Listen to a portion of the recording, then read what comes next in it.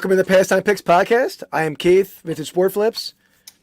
I'm Andy, King of Pennants, aka Rips and Brews, I guess. But yeah, we have a special guest with us tonight. The Rushmore Show's in the house. We got, what's up, guys? Kirk down below me. What's up? What's up, guys? Thanks for having us.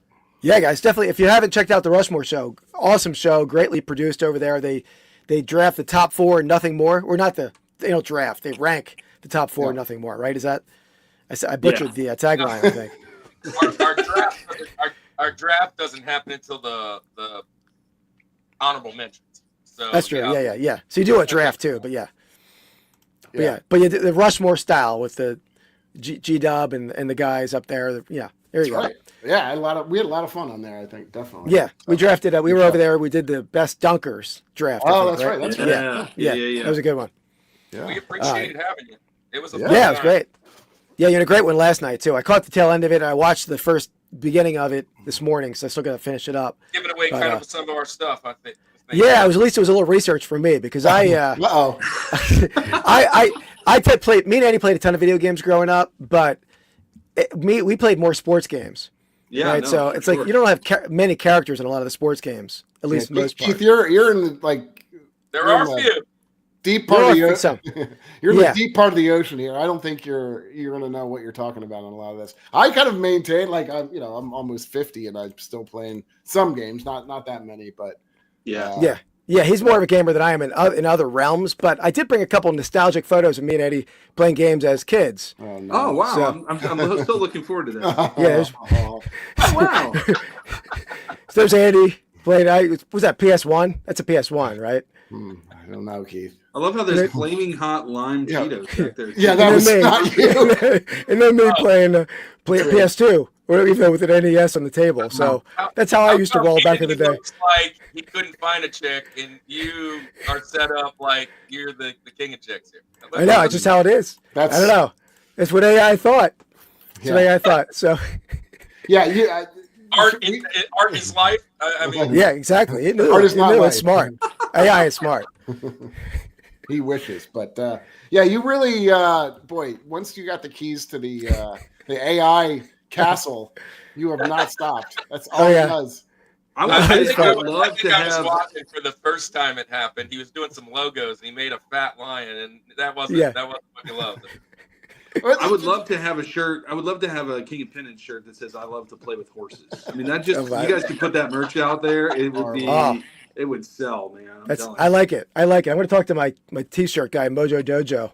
He makes all my custom stuff for me. So that's an idea. Part is too. I keep falling for it. I'm like, does he really have pictures of us playing? There's no way. And then I was like, it's gonna take me another 5 or 6 times getting. I knew immediately where we were going. So I mean, that's. By the way, a couple guests in the house. Christopher Nutter's in the house already. What's up, Chris? Mark Hoyle. How's it going, Mark? Christina Payne, that must be someone from your channel, guys, I believe, right? Yeah, Christina. She promotes a lot. She's being here. Christina, she is.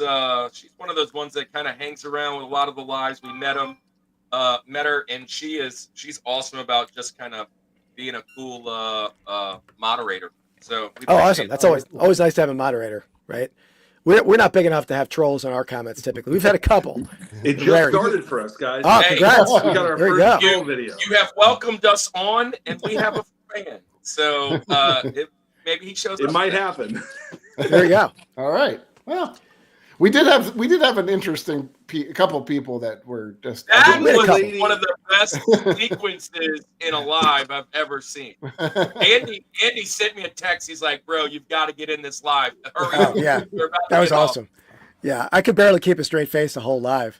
Oh yeah, that was awesome. Well, Keith and I would be just randomly look over and look at the chat, and then I could tell when he was looking, and I'm sure he could tell when I was looking. So has she come back since? Do we know her medical? Any updates on her medical? I'd like to know. Yeah, I mean, I would have. We would find out. We invited them back. I was like, we even told her we're going to be live again next week. But there's a maybe someday chat with them in it. So maybe someday. One of them came back because there was 2. One of them came back and y'all said we just need the other one or whatever. Yeah, well, I'd Pork Palin. They're a frequent commenter. No, but he's right there. There's somebody else too that we had that was asking wasn't they asking for money or follow me or no, give me a free pack. Yeah, they want to send us cards to the Philippines or something. Yeah. Oh, Andy, yeah, Christopher Nutters sent me a message on Instagram that you're going to be jealous. He showed me a car full of plastic horses, by the way. What? So, this is the worst. I don't know how. This is the worst idea I've ever had. I don't want to be. I'm associated with plastic horses now. Yeah, forever. It'll be on my tombstone. He loved the lions and plastic horses. Yeah, we'll circle back to the horses later. But Andy, back on the draft front last week. Stunning upset. Right? Yeah, stunning upset. Not an upset. I'm stunned. You won 61-39. That's a landslide of a vote for shocking to me. So right now the overall standings are 29, 22 and 5 for me, 22, 29 and 5 for you. So you have a 2-game winning streak. There we go. Bit of a comeback. I feel like I'm going to do well this time too, because I think I'm an underdog. Unknown waters here. Yeah, I'm an underdog. I'm the commanders of the four of us. Okay. Relax. Kirk can't be the Chiefs. It can't happen. You can't let him be the Chiefs. Hey, look, that means that all of the people voting would be on my side. I have the ballot stuff. We're going to get flags thrown for unnecessary roughness on Kirk, and we're 3 states away. No flopping over there, Kirk. No flopping over there. No, that's for Josh Allen. You guys just missed your videos. Sorry, it was a little too personal. Sorry. Heating up. All right, so let's. As long as they bring the trophy home, I don't care what it does. No, yeah. Now that I don't have a horse in the race, so to speak, I guess I don't really care as much anymore. Horse joke. Yeah. I like it. Yeah. All right, let's get the will and names up to see who drafts first here, right? So. No whammies, stop. And Kirk's on red, of course he is. Yeah, I try to make it team oriented a little bit. I see what you did there. Just keep. All right. Nah, man. I'll take number 1. Good. Let me remove this. Who's go second here?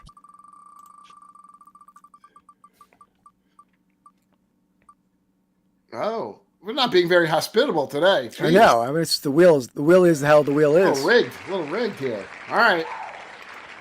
I don't think there's there's a lot of things you could pick here. So we're snake draft, right? Snake draft. Snake draft. Yeah. Okay, so I don't know if 1's the best pick. No, I agree. I like the 3. I like the 3. I'm in a good spot here. Right there. There you go. You get Kirk gets the wraparound. Kirk gets the wraparound. Yeah. I get the wraparound. You get the 4-5, which is pretty good. With us, I don't know if it matters quite as much. Like when we're doing only 2 people, because I think it matters sometimes. You get the first pick. This one, I don't think it matters all that much. There's a couple big guns that should be out. Yeah, so sure. I'm figuring it out here. All right. I have my whole draft board right here. I'm ready for analysis. I've studied film. Got the Mel Kuypers and McShay, in the same. Yeah, I've mock drafted a couple times just to get myself ready. Oof, this guy's ready. All right, so I guess I can start off. Geek Devotions. What's up, Geek Devotions? Thanks for hanging out with us. For popping in. So Geek Devotions is a part of the conglomerate of Christian creators. He's one of the inspirations that got us actually started. So cool. We appreciate Dallas and his wife Celeste. I'm sure it's Dallas. It's usually Dallas, but if it's Celeste, hello. And Cellcast is also in that group. So if you guys want to go check them out, they're really awesome. Oh, very cool. Very cool. You guys, it's pretty cool. I mean, I think the YouTube community is great in general. I mean, with other content creators I feel like some of the people that me and Andy hang out with, like Sean and Shane of Soda City Rips, and I feel like we could hang out with those guys tomorrow and travel where they live, and you would know them pretty well. Mm-hmm. But you guys also have the your religion community on YouTube as well, which is cool, right? You have it both ways. Yeah, so that's very cool. We try to kind of incorporate that. We're both youth pastors by trade, so when we did this, we were like, okay, we're going to spend a lot of time doing this hobby, spending time. What could be the focus that keeps us going long term? And we realized it would be kind of our faith. So we kind of tried to incorporate them because we didn't see a lot of that happening, which we've now found it happens a lot. They just kind of get buried because of the algorithm, right? When the algorithm shows video games creators, they're like, oh, that's awesome. And then they show Christian, they're like, oh, we're not going to follow that guy anymore. or vice versa. We're Christians. All these Christians come, they're like, "Oh, you play video games or something like that, or something nerdy." Makes sense. So that niche is smaller, so it's taken a while, but it's fun. It's cool. Yeah, definitely. It's all good. I think, I mean, just any kind of overlapping thing, like I'm sure you can find there's a lot of, people that I don't know any of the stuff about Nickelodeon and stuff and all that, but like the kind of the cards and all that stuff, that's a new thing for us. But yeah, it's cool that I'm sure that there's in the Venn diagram, there's always a little group that's everybody likes. So yeah, cool. And by the way, they got they have pretty great backgrounds back there. You got the Rushmore Neon and the Super Mario Brothers playing on the screen. I know. And Andy has some of the best pennants in the background there that he's bought from the real king of pennants. Look at that. Andy, you know that? There you go. There you go. Sir to Kirk. Sir to Kirk. There we go. Oh, very nice. Very nice, guys. Good stuff. That's not the real king of pennants, but I understand. It's fine. You can get a couple other people. Also, Alan Wilson. Probably can't see it, but George Washington's right there. So there you go. Yeah, he does. There you go. 1956 tops. Stone Cold Steve Austin and Pikachu and Gene Simmons. They're all hanging out. There you go. Makes sense that they're all hanging out together. But all right, so should we want to kick this off then? Yeah, absolutely, man. Okay. So we got Sean in the house, Spencer Teal. Spencer, what's up, man? Great Legend show.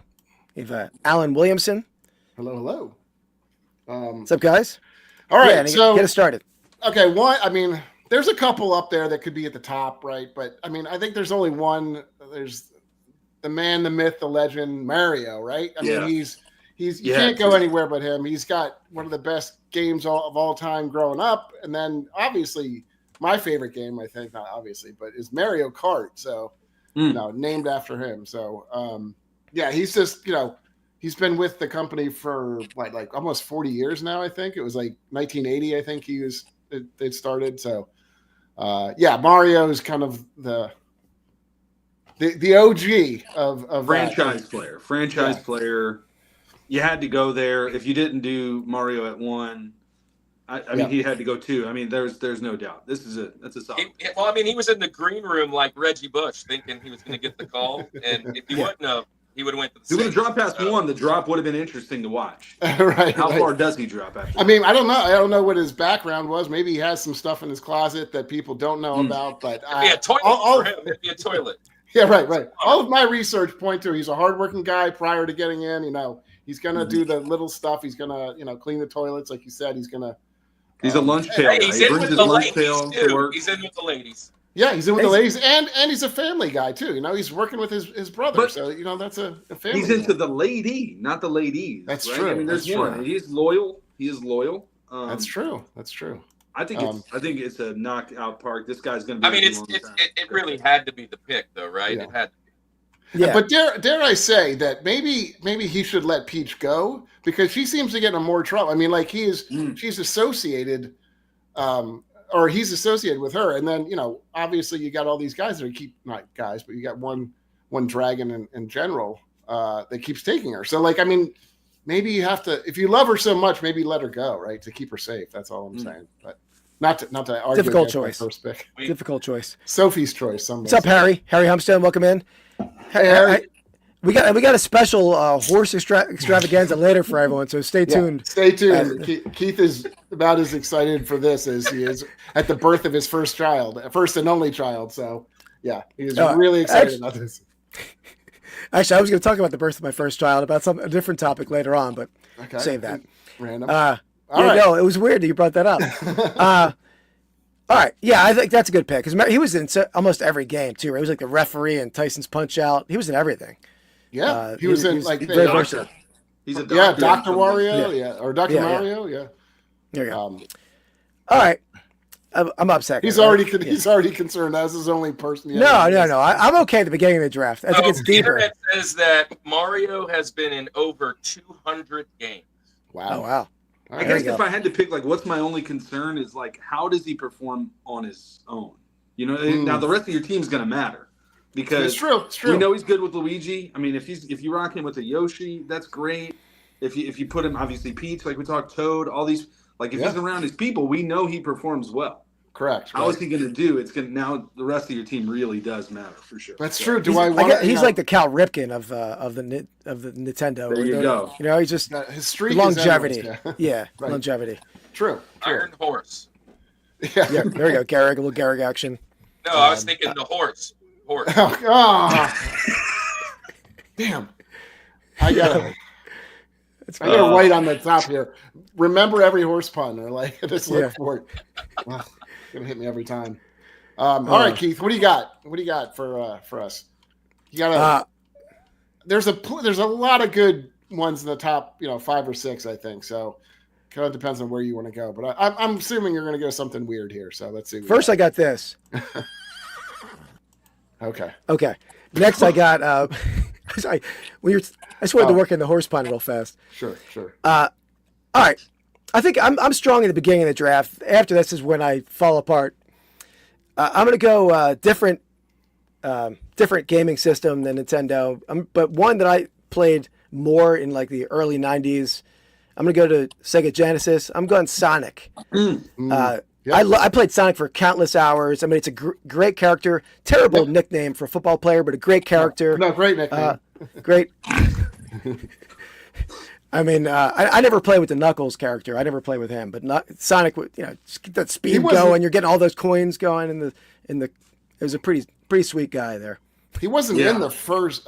He was just in the first game, right? I mean, the first couple games maybe, and then they started to bring in more characters. I think. Yeah. I think it was just Sonic when I played. If I'm thinking correctly, Sonic is probably in the second most amount of games.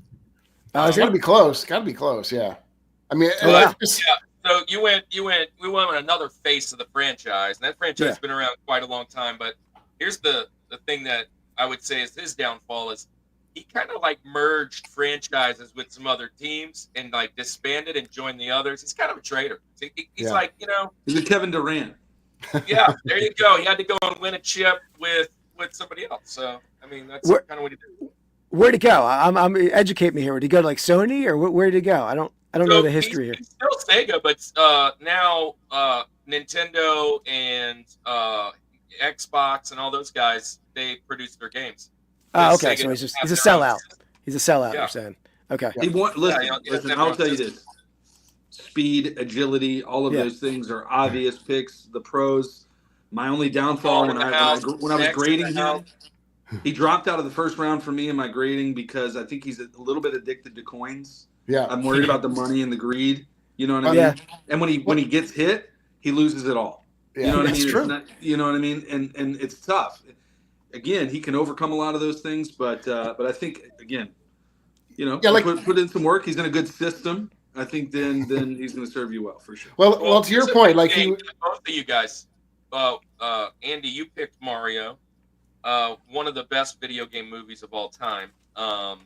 It really was great, and now Sonic is really pushing that envelope with the last 2 or 3.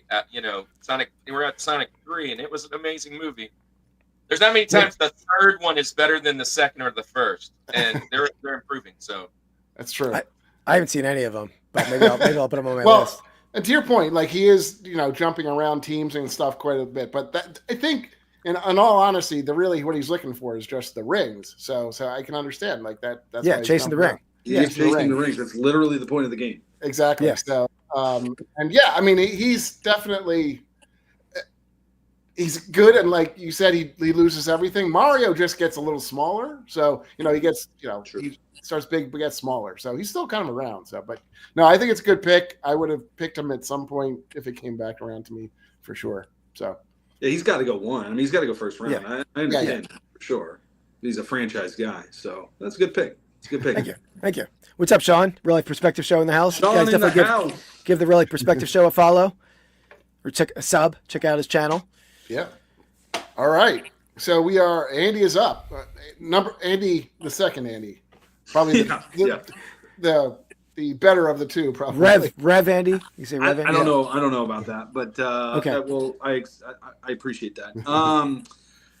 So again, this guy, knowing that this is a draft, right? When we do our show, it's not a draft. We can duplicate picks, right? And we have no issues with that. We call it Crushmore's. this changes things because, again, obviously the draft aspect of it. It does, definitely. Knowing that I'm going to have a pick, then I got 2 that Kirk gets to pick until it comes back to me. I have to go him here. I don't hate the pick. I love this pick. Depending on how things unfolded, I might have not gone this way, but because those Mario and Sonic are gone, absolutely. I'm going Link from The Legend of Zelda. He's my point guard, right? He's or my shooting guard, right? He's my guy, right? The dude is just courageous. We talked about it last night. We had a show about heroes. He's not really the guy that when you look at him is going to be like, oh my gosh, that guy's going to save the world from evil. But he will do whatever it takes, man. And he is strong.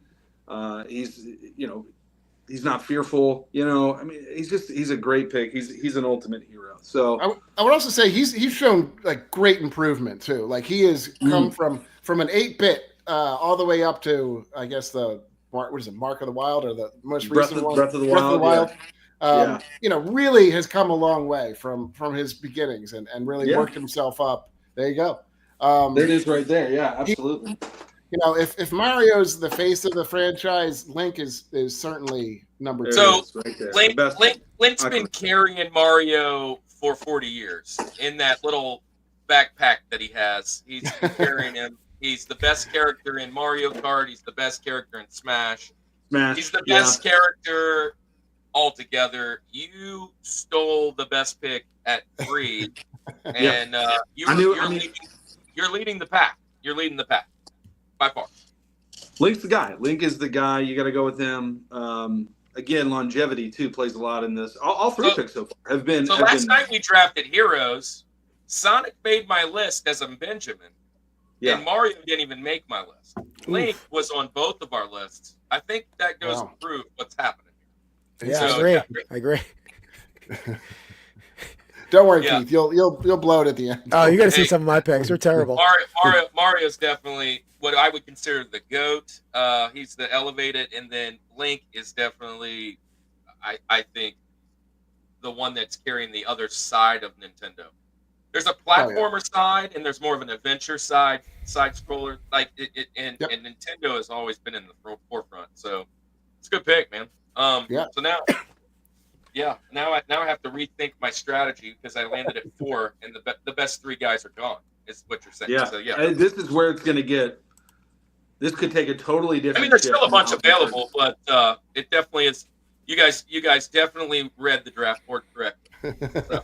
Well, they're strong picks, but you do have the benefit of doing the 4 or 5. You get like sometimes that sweet spot really can propel your team forward. And me, if I draft a guy, can I trade later? That's the thing.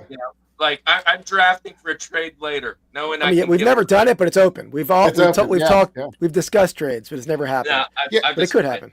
If you're lacking in a certain genre, maybe you need to. No, I just know where Andy's going to go for sure, and if I stack 2, I might get 2 for 1. But that's the thing; he can do that, and I totally mess his team up. So I'm in his head. Right now. I'm all in Kirk's head. Right now. I like it. I like it. He can take those. So I'm going to come in with my number 2 pick last night, the second best of all. To start my first round, I think it's the most underrated franchise in Nintendo. It's one of the hardest games in Nintendo. Has a very big cult following. It's got 2 different iterations. I'm coming with Japan. They call him Rockman, but we call him Mega Man. I'm going with the Blue Bomber. Yeah, he was on my list. I'm going with Mega Man, and for multiple reasons. I love the fact this is a game that I think has some of the best music. It's a game that it's easy to be a young kid hero, and you're snatching up all the bad guys' stuff and being able to fight. Kind of has some puzzle at it, and it just brings a different kind of aspect. It's one of my favorite games of all time, especially Mega Man 2. So, I'm going to go Mega Man to start my list off. Yeah, it's a great pick, and I remember that has to be the first game. It's an absolutely genius thing of like when you beat somebody, you get then like assimilate and get their powers and stuff. It's absolutely like such a cool aspect of that game, where it was like, you're a Mega Man and you're blowing stuff, but like the best part is like when you turn into the boomerang guy, or you turn into I can't remember all of them, but by the end there were probably tons of them. But yeah, it's a great pick, and I love that aspect of that game. It was a fun game. I think it was a little too hard for me, actually. As I recall, I was not very good at it, but anyway. I'm a little shocked that Andy my list as far as adventure games as a kid. I played it a lot. Now, the first one was extremely hard. We have coming up at the end of our month, we're doing all video games now. We have what we're going to do, the Rushmore of hardest games ever. Mega Man 1 might make my list for that one. It really will. It's a really tough game. So, one good thing about Mega Man, too, it can kind of what we talked about. Again, we're talking about forming a team. He is really, really good at knowing the weakness of his enemy, right? Of his enemy. Like if you play that right, man, he's he can plug and play too, right? Like if you need a guy with boomerangs, he can jump into that aspect. You want to, a straight shooter, you go blue Mega Man. He's got a lot of versatility, which is what you're looking for. And later he brings in help. You got some help. You got Rush later. You got a couple things like that, but he doesn't need those guys. He can definitely perform. Yeah, if it's just him. Yeah. So. And I will say, I think Mario, honestly, he probably copied him, right? Because I know later games in Mario, you always could fire fireballs, right? But I think later you could become like the squirrel and all this other stuff. But I think Mega Man did it first. So, what's up, Phil Five Dime? Welcome in, man. Let me all right, get to this little segment here. Sale of the week. All right, so in this segment, me and Andy show each other our sales of the week. We want to chat to guess along, as well as our Rushmore friends down below. The third item overall, my second item, is for a giveaway. The winner gets to either choose a pair of sport card packs, vintage packs, or non-sport packs, and you get enrolled in the horse race, which we'll get to a little more detail later. Kurt, move our horse forward. Yeah. Which the winner of that horse race over 12 weeks gets a $50 gift card to our eBay stores. So, or one of the eBay stores, or combination of both. Yep. So, do it. Yeah. So we got a special presentation of the horses today. Andy's. You're really making this bigger than probably should be. Well, we have a special event. We have a special, ensemble. Well, speaking of horses, my first item here. Don't like where this is going. Why? Is a watercolor painting. Watercolor painting. Something, huh? Yeah. This is by, let me see the artist. This was by Ted Tanabe. It's an original watercolor.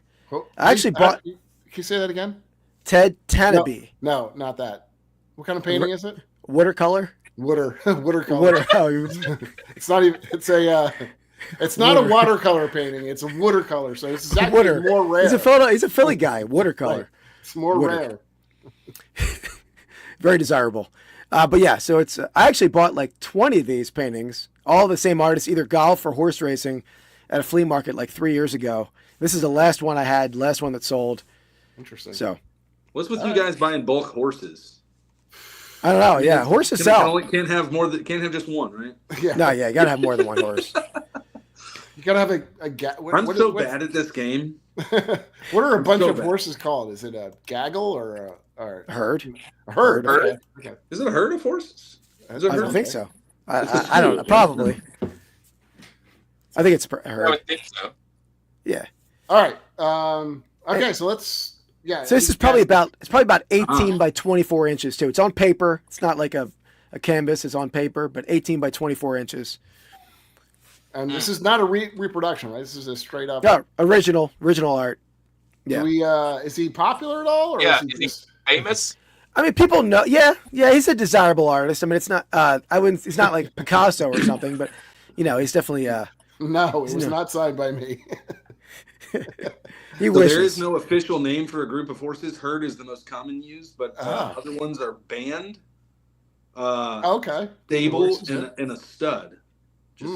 I've heard that before. Oh. I've heard it more. That's what she said. Hey.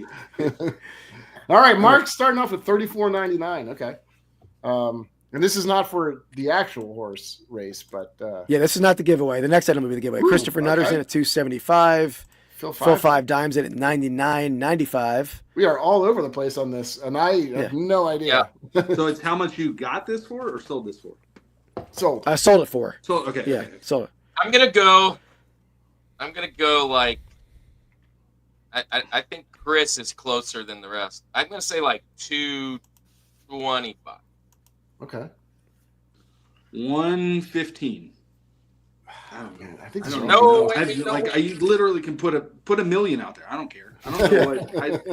I know. I'm just as close. I'm the same way. Especially when I mean, every week it's something different that I've never seen before. Like every week have a pennant coming out. So It's a leisure for me. All right, without going over. Can I go last? 0.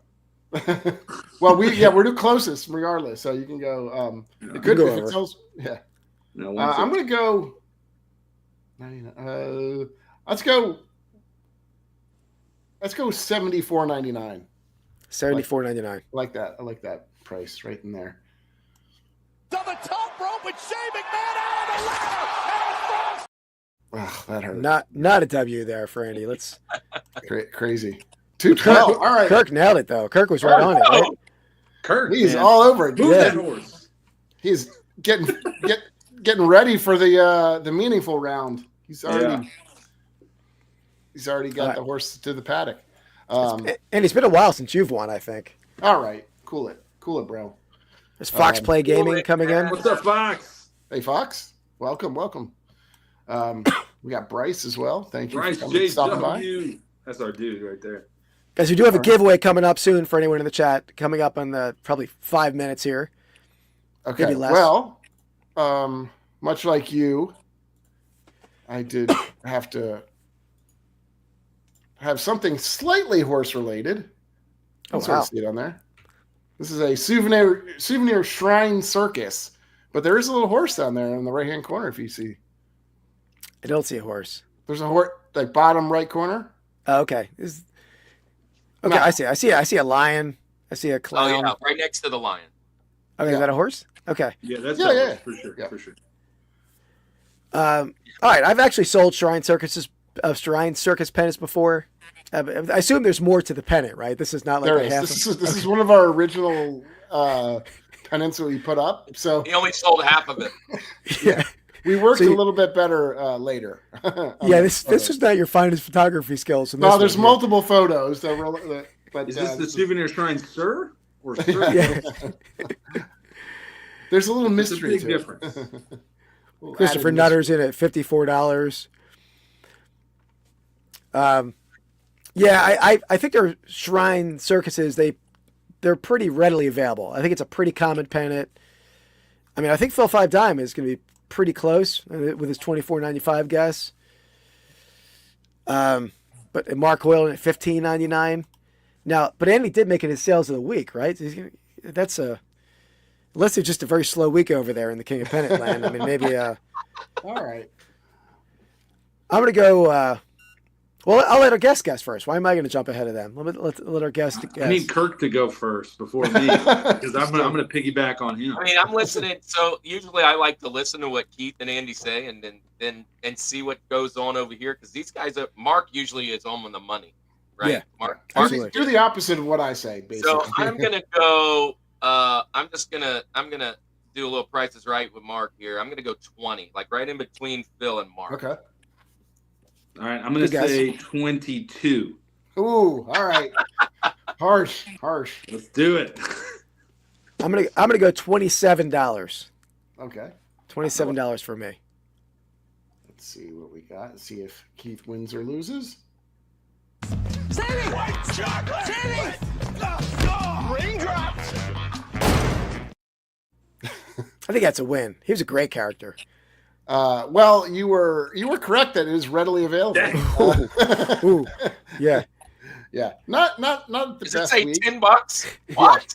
Yep. I knew they weren't good, but I No, thought they're not I good. thought since you put it up, I mean, I thought it was maybe this one stuck through and somebody liked the half pennant look. Nope. I meant 22 quarters. That's what I said. Not $22. Yeah. 22 There you quarters. go. Yeah, not the top of the line there, but Keith was kind of getting into a niche of like hitting the same price, and that just happened to be where a lot of them were. So, wanted to throw a little curveball. You did. That was good. I like your strategy there. I like it. All right. Let me get to mine. So this is for the giveaway, everyone. What did I just do? That's what I wanted. So this next item, the buyer told me they're going to be wearing this at a. Hold on. Let me put this back up for a second. They're going to be wearing this item at a parade in a couple weeks. Couple weeks. They're wearing the. They're going to wear this item at a parade in a couple weeks. Okay. Oh, they're wearing it in a parade? They're wearing this. I don't know. They're going to Kansas City or they're not going to Kansas City. To go to the Kansas they're going to be in that. They're going to be. They're going to be cold there. It might be cold there. Yeah, I was going to ask. I have a question. How warm is this hat? Because it's pretty warm hat. They're going to be wearing this on Broad Street in some water ice and a little soft pretzel. Water ice. Huh. Yeah. That's another Philly thing that I try to explain to people. Italian water ice. It's the same thing. It's like I don't know why water ice is a thing, but anyway. By the way, though, this is for the giveaway. So the person in the chat who gets closest to the selling price, you're going to win your choice of either 2 vintage sport card packs or 2 vintage non-sport card packs, and also you get in on the giveaway of the horse race giveaway. So Andy, let me pull this off a second, and we'll get back to that in a second. We'll go over the horse race. He's been waiting for this all day.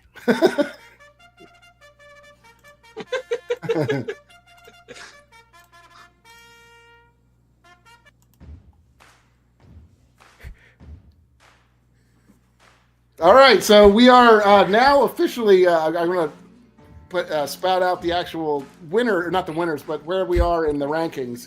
I don't know what exactly was going on, but we're going. So in first place with 2 wins, we're going with Mark Hoyle riding Thunderbolt, and now we have a 5-way tie after this, of course. So in no particular order. There is a particular order. There is a particular order, but no particular order because they're not winning or losing anything. But yeah, it's true. We have Brandon Patterson riding Italian Stallion. Boy, that's what I'm telling you. You got him into this like AI, and you can't get out of it. Number 3, we have Harry Humstone riding Pull Up Christopher. So, Bang Bang's his catchphrase on his YouTube channel, by the way. Right, Okay. right. Bang, bang. So 4th, we have Real Life Perspective Show riding Silver. Nice. Everybody knows him. He's got That's perfect. rocking the glasses. That is absolutely perfect. Now, in 5th, we have Mookie Chilson riding Hoof Hearted. Somehow AI blended the horse and the person's head together in this one. Made it better. I think I would argue. Broccoli? Look at it's like a broccoli stalk. I don't know. That's the most look aggressive. The tail is becoming the fart. It is. It's extremely aggressive. Yeah. And then we have. So last and certainly not least, we have Rushmore riding George. Yeah. There we go. I don't know what's That horse can't see Yeah, anything. bullseye. Yeah. I don't know why he has That's that why in he his can eyes. laugh. Can't see. That's I also all right. love how George is off of Mount Rushmore. Like he Yeah, jumped he's Yeah. running off the mountain. That's Yeah. It's interesting. Yeah, you never know what you're going to get with AI. That was one and done. I told AI what I wanted. Didn't have to ask again. That was perfect. That's funny. But All yeah, right, guys, there you that go. was AI, Bryce. Little AI work over here. Definitely. So we rehearsed that twice pregame.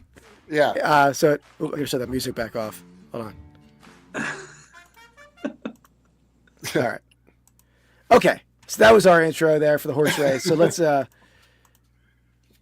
put this back up.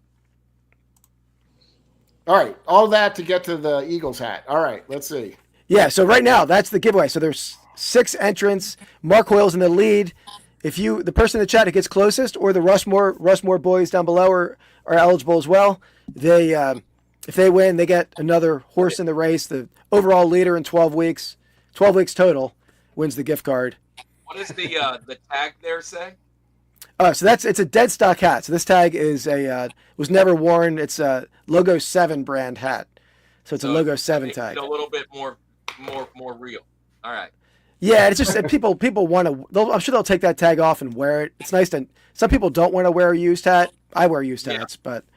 All right, so for all these numbers jumping in here, I'm thinking, 35 is a normal price. I think it's higher than that because of that tag, and obviously it's you're putting it up here for a reason. I'm gonna go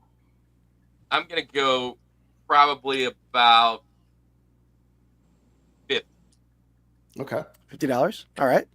Yeah, Kirk's number in at 35. 65. Andy's in at 65. Okay, I'm so bad at this. I'm so bad at this. Yeah, I said 65. Yeah. Mark Hoyle's in at $42.99. I've never gotten anywhere near, so 65. maybe stay as far away from me as possible. Phil 5 Dime at $59.95. Do we, just so we know, do we have two different for the Rushmore, or is it just? It's just Kirk. Kirk did that, but from the Rushmore account. Okay. Should we go with? I won't win anyway, so I mean, it'll be all for naught. Okay. Phil 5 Diamond at $59.95. Mark's yeah, guys. 2. Yeah, so guys, any other guesses in the chat? Feel free to guess away. If you win the packs of cards, I'll have you email me your address. I'll ship them off at my expense. Yeah, very good. So, what was the year, I guess, on this one again? Do we know? Roughly? What year? I would say this is early 90s. I would say 92, 93 kind of time frame. Okay. Yeah. Good question. Fox Play Gaming's at $26. Fox wants a horse, I can tell. He liked the Italian Stallion. Fox Play Gaming's going to probably have a pretty good horse looking horse. Horse-looking horse. Horse-looking horse. All right. Any few more minutes or a few more seconds, or should I just jump on in? Yeah, I think you're good. I think you go ahead and guess. All right. I know. So Andy was at 65. I think at 90s might be a little higher. So I'm going to go a little higher than anybody. I'm going to go $69.99. That's my guess. $69.99. And then, okay. All right. And Andy, you were at $65. Kirk, you were at $50. Yep. Okay. All right. Let me let Andy know how he did. Finally, that win. I know it's a win. It's got to be a win, right? Whoa! Shut up, Pennants. You want to play games, Gene? Well, when it's game time, it's pay time, baby. Damn it. All right. Oh, 59. Phil 5 Dime. Man, whoa. How nice is that? Phil 5 Dime is a nickel off. I mean, it's just Phil 5 nickel there. I mean, beautiful guess from Phil 5 Dime. Dang, I'm happy with myself, man. 65. Yeah. I'm not far. No, that was a good guess. Today. I'm happy with my way of thinking. It worked out. I just didn't go high enough. No, I think everybody had the right idea for the most part. There was a slight premium, especially because it's had the ticket. Did Phil have a horse? Is that number 2 for him? No, we got another horse to the race. Phil 5 Dime. So yeah. So Phil, you got to name your horse. Yeah, Phil, we need a name. And just so you know, it will turn into an AI. So be careful what you wish for. Punxsutawney Phil. Yeah, I like it. Oh, that's a good. Yeah. You can always ask chat too what some good names are. But let's see. So there's 7. There's 7 right now. So this is number 8, right? So we have 1 more month of giveaways, and then the winner will be crowned. So 8. So far, we've had 8 races, including this one. This is the 8th race. Yeah. Yeah. Pony Soprano. Oh, I like that one. I like it a lot. Oh, that might be my favorite. Yeah, that's good. See what AI does with that one. You also made Keith very happy with that. Yeah. Absolutely. I'm going to start working on that right now. the more anthropomorphic you can get with his horses, the better. Yeah. All right. Great. Well, nice guess, Phil. And you get the cards, and you're in the race. Oh yeah, Phil. Do you want sports cards or non-sport cards? And I'll have you email me or send me a message on Instagram, whatever's easier for you. If you want to email me, it's vintagesportflips@yahoo.com, or Instagram is same name over on Instagram. God, there's some really good names. Pony Soprano. All right, you want to roll the cards over? All right, man. Who farted? Sure thing. Oh, all right. I still think Hoof-Hearted. I mean, Tony Soprano is definitely up there, but Hoof-Hearted is. Yeah, it's hard to beat that. Yeah, it's too so good. Yeah, I feel like we kind of like threw the names on to begin with. We should have maybe given a little bit of hype to it so people could. I mean, clearly not. Most people don't like it as much as we did. Everyone in the world, everyone's talking about this in my town. I don't know about you guys. I'm sure. Over here, it's talk of the town. It's written on billboards across the city. Yeah. I'm sure. Yeah. And I must say, I did have to email some different or send messages on Instagram to get the horses' names because Andy had little Post-it notes stuck to plastic horses that were just falling off. Yeah. So we had no idea who the horses were named. True. So we had to reach out to several people. It's very accurate. When we originally did this, we did not think this was. I did not think this through at all. Yeah. All right, let's get back to you don't have another sale, right, Andy? No. Okay, can't get much worse than that one. So let's roll into round 2 here. I don't want to blow you away with the next sale. So. All right, Kirk, we're back to you on the wraparound. I've been mulling over this pick over the last hours, right? And here's the deal: there are several guys on my list that I think will make it back to me in the turn. I don't have until another 7 picks. So this one's really strong, and I really want to go one way. This is that kind of like where you have to reach, but I'm not going to reach on this one. I might reach on the next one, but I'm not going to reach here. I'm going to go with the first villain on the list. And I could go with any one of your 3 guys as villains, but obviously I think Zelda's the best, and I'm coming in with Ganon. As my second pick to kind of conquer my buddy there. Leaving 2 strong villains for you guys available, but I needed to get one of those top villains to make my way back around before you guys snatch him up. Who is this person now? Ganon? What was this? Ganon, Ganon. That is Link's bad guy. Okay, like Rich Ganon. Okay. Kind of like Rich Ganon. Okay, without the extra N. Poor Keith. It's not an insult to your pick. I just don't. It's a solid. It is a great pick, man. Ganon is fear personified. And it also breaks the sort of the, so to speak, hero. the link between. So you can't get a super group formed with the ultimate hero and the ultimate villain. So I played the first Zelda, but I never got anywhere close to the villain at the end, I'm sure. So that's why I never knew his name. In that game, in Zelda 1, he was a pig. Oh, okay. Okay. But later in the lore, he turns out that's his demon form, and he's actually they call it Gerudo, but he's actually a kind of a very masculine, like behemoth of a man. He's pretty awesome when it comes to the lore. He's pretty bad to the bone. Oh, very cool. I'll have to check him out. I never heard of him. Check him out. Well, look at the pictures of him. Yeah. All right, Andy. So up to you now. He's broken your sort of Zelda. No, it's good. I wouldn't have taken Ganon on my team just because I'm putting a team together, and that chemistry and teamwork we would just blow up immediately.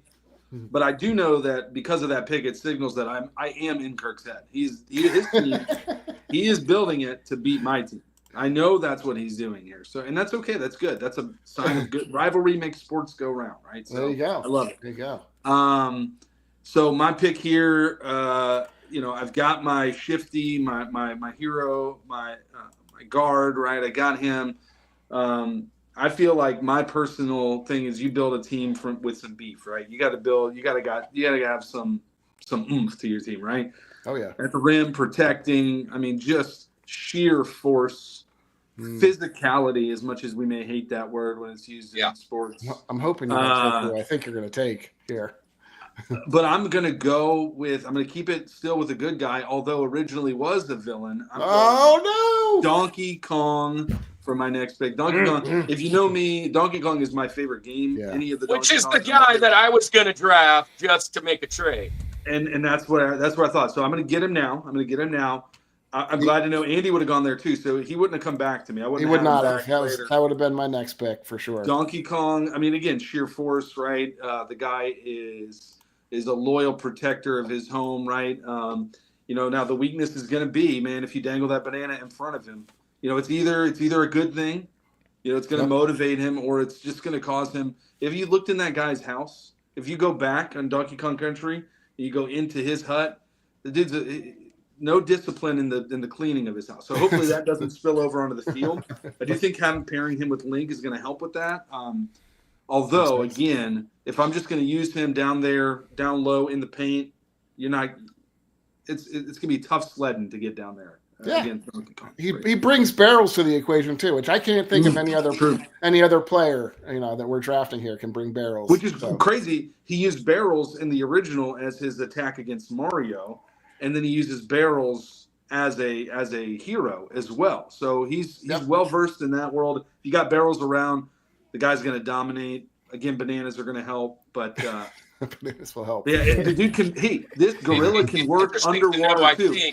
If it's an away game, if it's wet, right, he can swim too. Yeah. You know what I mean? So again, it doesn't matter if it's home field advantage, whatever. He can work in any environment. Treetops, definitely. Jungle floor, under the water, yeah. It's interesting to see how your war room worked out, knowing I was coming behind to take Link, knowing you were going to be able to pull that strong trench guy, because I wasn't going to take him. That's good. Yeah. That's good work. That's good work there, Beach. Good job. Yeah. Good job.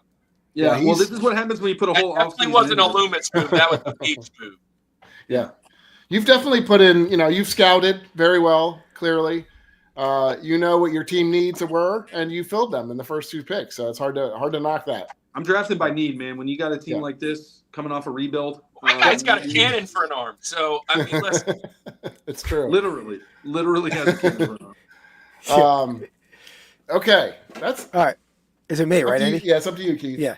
All right, I know where you're going on this one, I think. I don't think I have any clue where I'm going. I don't think even the rest of my board, I don't think you could predict. But this pick is not far off. I think this is not a reach. I had Donkey Kong up on my list too. I might have taken him now. He was like 1 and 2 with this guy. But I'm going to go another neutralizing factor for Andy's first overall pick, similar to what Andy did, or Andy down below. He's trying to neutralize Mario up there. I like Toidles. I'm going to go with Bowser. Bowser. Good. I'm going to go with Bowser. I especially like him in Mario Kart. He's my go-to in Mario Kart. Very good. Very effective. That's perfect. That's a 1-2. It's Ganon Bowser, in my opinion. Yeah. You're pulling off the next best villain off the board. That's a good pick. Thank you. Agreed. I can't fault that pick, certainly. Again, as Andy said, though, do I want that kind of strife and antagonism between my top two picks? I don't know if I can handle that on my team. I need to build, maybe as my number 5 or something. He doesn't, he's not pushing my number 1, right? So I know, he knows his place. But Bowser, he's a cancer in the locker room is all I can say. Yeah. I'll say too, you're gonna lack speed. I mean, you make up for it because you have Sonic, right? So I mean, he just needs to play center. Bounce it out. Center. But this guy, he's gonna know his role. He's down low. Speed guy. Like the Rick Mahorn of my team, right? Just like bumper and thumper down there. Yeah. This guy's going to be tough to beat. He's got the speed and now the power. You put them together, it's like that's a squad. It's a strong move. Okay. I don't know. I don't think I would have taken him there. So I'm going to go. So this is a well-known guy. I'm not sure he brings a whole lot of. There's not a whole lot of backstory to him, which is what I kind of like about him. He's very mysterious. You don't really know what he's doing. But the one thing you do know is that he's not afraid of any ghost. I'm going to go with Pac-Man. So he's a mysterious thing. That's who I had Keith beg for. I had him I had Donkey Kong, Bowser, and Pac-Man back to back to back. So So Pac-Man, I'm shocked. I don't really know what he is. A circle with a mouth. That's all I really get. Until you get later on, obviously, then there's Miss Pac-Man. He gets married. All that beautiful story. Obviously, everybody knows that story. There's little Pac babies too. I guess maybe who knows. Baby. Inky, Blinky, Pinky, and Clyde. Whatever. Inky, Blinky, Pinky, and Clyde. The other one's name's weird. Clyde. Like Jack. Oh, it's Clyde. Yeah. Clyde. Yeah. Greatest music and very catchy music too, right? And he's also, he's an originator, right? I mean, he's kind of like the again, like Mario's pretty OG, but like Pac-Man's even more so. He's what I think he's early or not early, but like late 70s maybe. Mm-hmm. I remember him specifically at like pizza stops or pizza shops where you just go in and play a little thing and the sit down and play. Yeah. So yeah. I think Pac-Man is going to be a great pick. If he sticks to the route, right? If he's got his lane that you're giving him, sure, almost unstoppable, right? Yeah. Especially you give him some cherries, power pellet, though. You do some of that stuff, you can power up those things. But the problem becomes he can panic at times when things get stressful. He can panic, and eventually he can fold, right? And nutrition too.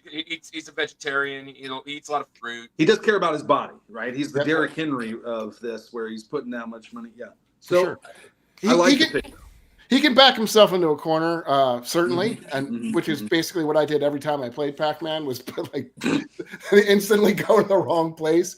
But yeah, I mean, he's always got that he's got that Hail Mary that he can always throw up. Just when you're thinking like there's no spot, and then he boom hits the power pellet, and then the prey become the hunted. So no, then the hunted become the prey. I don't know, whatever it is.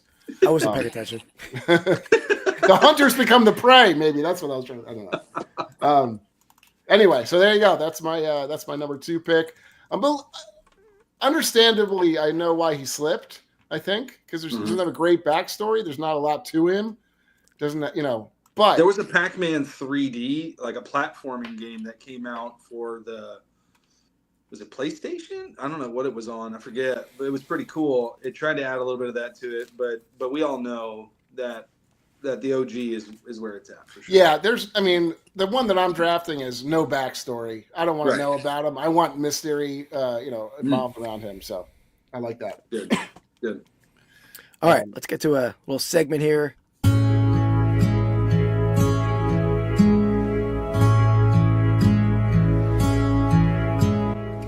Find of the week. All right, this will be a brief find of the week because it's been I've been sick, pretty frigid. I haven't been sourcing. The Eagles 4 home games in a row. That's when I do a lot of my sourcing Sunday morning, so it's been a little challenging. But I picked up this group of 3 vintage pieces of clothing. I think the coolest one's last. So they got a little Santana, the Giants mock-up. I think Andy, you had this T-shirt in high school. I don't know where this is going. Oh, sure. I do. I believe in love. Yeah. This is for any vintage clothing people. Giant Tag is a great vintage rock shirt. I mean, not that she's rock, but vintage music shirt. But Andy, you can have that if you want it. But I'm gonna charge you for I'll pass, but I appreciate the thought. All right, very nice. But the last one, this one's pretty wild. Oh, what does it say? Absolutely 100% not guilty. This is from the trial. This is a protest. Maybe a bootleg shirt they made outside. So yeah, that's a wild one. I'm gonna take that to the National with me in Chicago. That'll sell. Yeah. People love the OJ shirts. Hey, Mark, what Andy are you talking about? I'm assuming you're talking about not me because I don't. No, I think he's asking down below because he thinks that's a Patriots jersey, but it's not. It's not. Oh, I like it. I didn't even know that. I thought it was Patriots Falco, too. baby. Replacements, baby. We had a Jersey Sunday at church probably 2-3 years ago, and I didn't have a jersey, so I went on eBay and found a cheap, $12 from China, whatever. I was like, let me get a Shane Falco. Yeah. One of the other pastors got a Bobby Boucher, so it was a nice. fun Sunday. Both of those are good. Yeah, it's awesome. About that. That'd be fun to start to get a collection of kind of mythical or not real football players jerseys. How about a little Griswold Blackhawks? Be cool too. That's good. Yeah. Trying to think any other. I don't know. Forrest Gump for Alabama. You can get a Gump jersey. Ooh, that's true. And Rudy was actually a real player, so I guess you can't. That doesn't even count. You know, actually, speaking of Forrest Gump, in the warehouse buy that me and Andy made, a giant like garage buy, there's a certificate of authenticity for a football jersey, an Alabama football jersey worn in Forrest Gump. Oh my goodness! I've never found the jersey. Yeah. It's probably in there, but I have the certificate of authenticity. So if we find it, we got the certificate. Yeah. Or if anybody else has it, we have your certificate. So. Yeah, exactly. I can look at the number. All right. All right. So let's get back to the. That would have been a good one, Christopher Nutter. Yeah, that would have been a good one. We might not have a stump the strap on the agenda tonight, but we might have to do that for next week. We're full. We got a full plate, I think, going on here. Yeah. All right, so that's what we got so far. That's the first 2 rounds. Okay, so as you can tell, I went pretty retro in my first 2 picks. I mean, I guess Mario kind of spans quite a time frame, but I'm going to go a little bit, not brand new by any means, but I'm going to move it forward a little bit. So I'm going to go with like kind of America's badass. I'm going to go with Master Chief from Halo. Yeah, good pick. So he's wasn't my favorite game, but like just kind of an all around great character, I think. Yeah, that's a good pick. I almost took him at 2. So yeah. Yeah, he's a everybody's hero. Like he's kind of like the original like grizzled hero veteran. Great voice, obviously. So that's my absolute steal in the third. I never played that game, but I mean I was looking up some of these characters. I thought it was Master Chef. That's how bad I am at these kind of the cheek. Okay. Yeah. All right. He's a good cook. Yeah. Jeez. All right. Who do you have next? Do you have some? I can't wait to hear what name you're going to come up with. I'm torn here. Do I go? I just hope that you say the name wrong, or it's completely not the right character. I'm gonna go. All right. I'm gonna stay with something that people won't think I'm too crazy for. So I'm gonna go with. This is the game that I probably played the most, other than a sports game, and I'm going to go with Tommy Vercetti or Vercetti. I forget how to pronounce his last name. Grand Theft Auto Vice City. Nice. Okay. I mean, I played that for countless hours. He was a great character. Good call. Okay. Yeah. Yeah. That genre has a bunch of good characters in it. He was only in one game, right? I think it was a different person wasn't a different person every series or every season? I think so. Yeah. Yeah. But I mean, just what I'm saying, like depending on the game, what number it is, there's some really, like in the most recent one, I think probably there's, a really good kind of anti-hero character as well. So depending on what you like. This is the first head scratcher pick, not because I don't know it. I just think that there's way too much baggage here to draft. This is, you're dealing with, this guy. He's an ex-con. How many arrests does this guy have? I mean, I don't know, man. I wouldn't be surprised if he's out of the league in 2 seasons. I'm just saying. I don't know. I mean, you need a little bit of a bad boy in your team at times, like a Rodman. But I already have Bowser on. You have Bowser. Yeah, that's what I'm saying. I know. It's like, listen, your guy's going around punching old ladies probably too, half the time stealing their cars. Like it's not a good image of your team, honestly. If you would have known the other pick I was thinking of, you'd be happy with this pick. It's probably, what is it, like the referee from some hockey game? Yeah, that's pretty good. Yeah, that's pretty good. Give him an idea. There you go. Ceiling could be high on this guy, but I worry that this guy is high. So you know what I mean? Like that's my problem. That's true. Yeah. Good point. Good point. Yeah, it probably is, and probably not just high in the normal stuff. He's definitely high in meth or some sort. This is Miami, right? Was it Miami Vice he's in? I think Vice City. Yeah, it is Miami Vice. Well, yeah. So this is 80s. It would be definitely a little white powder going on, I'm sure, in Tommy's land. True. Yeah. I'm sure he could ride Pony Soprano. Yeah. It's all tied back to the horses, damn it. Yeah. All right. Yeah. All right. So up to you, Andy. Yeah. I'm surprised. This pick still has a first round grade for me here, and it's shocking that it's still here. Ticket sales down on that one. And what I'm doing again, Kirk's trying to kind of negate some of my team. I'm not necessarily picking a villain from Mega Man, but I'm picking, his number 1 pick's got a rocket for an arm. I'm bringing a lady into this, and I'm going to go with Samus from Metroid. Hey, that's a good job. I was just about to partner the cannons together. You know, my son's name's Cannon. I was going back to literally a cannon for an arm, right? Again, strength, mobility, long-range shooting. I mean, she can do it all, right? Should we ask Keith? Keith, you know what game this is from? Yeah, I know Metroid. Okay. Good job. Yeah, you looked it up though. You would not have known. Well, I mean, I did look it up prior to the draft. Yeah, I did just have to look it up to know how to spell it. You're going to get from Samus is going to be a perfect two-way player. Very good. Got to have the suit. Got to have the power suit, right? Of course, but that's kind of comes with the package there. But yeah, so Samus is going to be my next pick there. Also, she throws in a level of she throws you for a curve. I feel like sometimes, like if you think, wait, this, I am not expecting, this woman to pop out of this suit after what she, just destroyed half of the, aliens in the world or whatever. That was one of the biggest. If I'm being honest, that was one of the biggest. Like reveals, Wondrous. When you beat the game and you see it's a chick, it's like, oh. Have I been playing with Barbies this whole time? Yeah. What's going on here? Phil 5. Then you beat it the right way, and she's like, yeah, she can be the ball. Yeah, that's true. If needed, I mean, can pretty much do anything. I love that pick. Yeah, it's a strong pick. That's probably one of the last of the like kind of the maybe 80s, 90s big hitters, I would say. But I mean, maybe I'm missing some, but that's a big hitter. I feel like for sure. Mm-hmm. Yeah, there's still a few available. They're still out there. They're waiting for the phone call. But I'm gonna.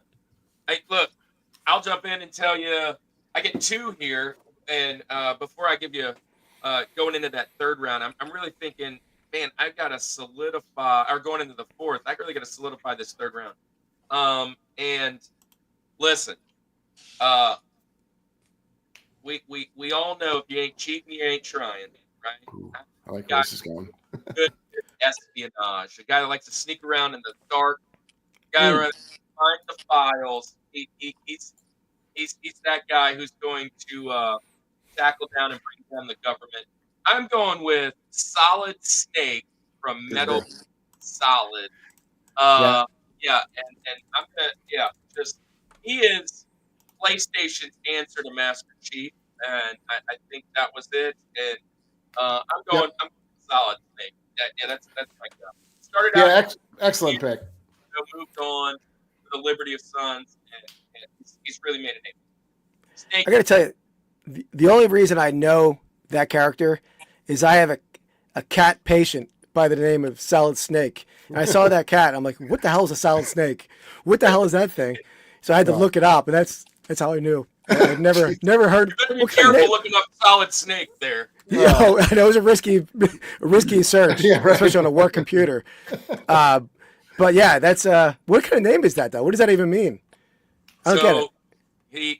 He's actually a clone of a whole bunch of different like their code names, and all of them their name is Snake. So all of them is Snake. Interesting. Okay. All right. Yeah, it's just a part of the lore. But he's he was in he's also a character in Smash in one of the good ones. And then he's just it's a cool guy. I liked it a lot. Yeah. He's kind of like Bond, if you will. But much more gritty. Eye patch, just hiding out, killing everybody. It's pretty One of the I will say too, one of the coolest I can't remember what game it was, but one of the actually here he is right here. There he is. Because I picked him last night. There you go. Oh, cool. I think you're going to pull up a cat named Solid Snake. That's what I thought you were doing. Or something else. I don't know. But I forget what game it was, it was one of the games though. It's one of the craziest parts to a video game that's ever happened. Like up until, I'm sure stuff has happened since. But at the end of one of these games, and I can't remember which one it was, you know which one it is. The game actually makes you question like your sanity in the game. Like it's like telling you to pull the controller out. It's like checking your save files. It's crazy. It's one of the smartest kind of uses. You'll have The to story look at is video. it has lots of twists and turns. You kind of like, yeah, it's well writing. I would think that the only really Shout out to down, Paul. the only really negative side to this, again, good pick. I mean, he's smart. I think the stealth could come back to hurt him because again, you're drafting to a team. Stealth is kind of a one man thing, and how's he going to work with the team? I mean, as long as it's not Michigan, we want to get those plays somehow, right? You see what I'm saying? So That's true. That's true. he might be the scapegoat, but we're going on with the championship. He might get cut later. Kirk, we might all think, be like, what? Why is Kirk only bringing 4 to the table? And then you're like, well, look behind you. It's Solid Snake. So maybe that's, got the sneak up aspect. So maybe that's what it is. Yeah. I like the pick, though. Strong pick. All right. So Keith, you got another segment for us? Yes, I do.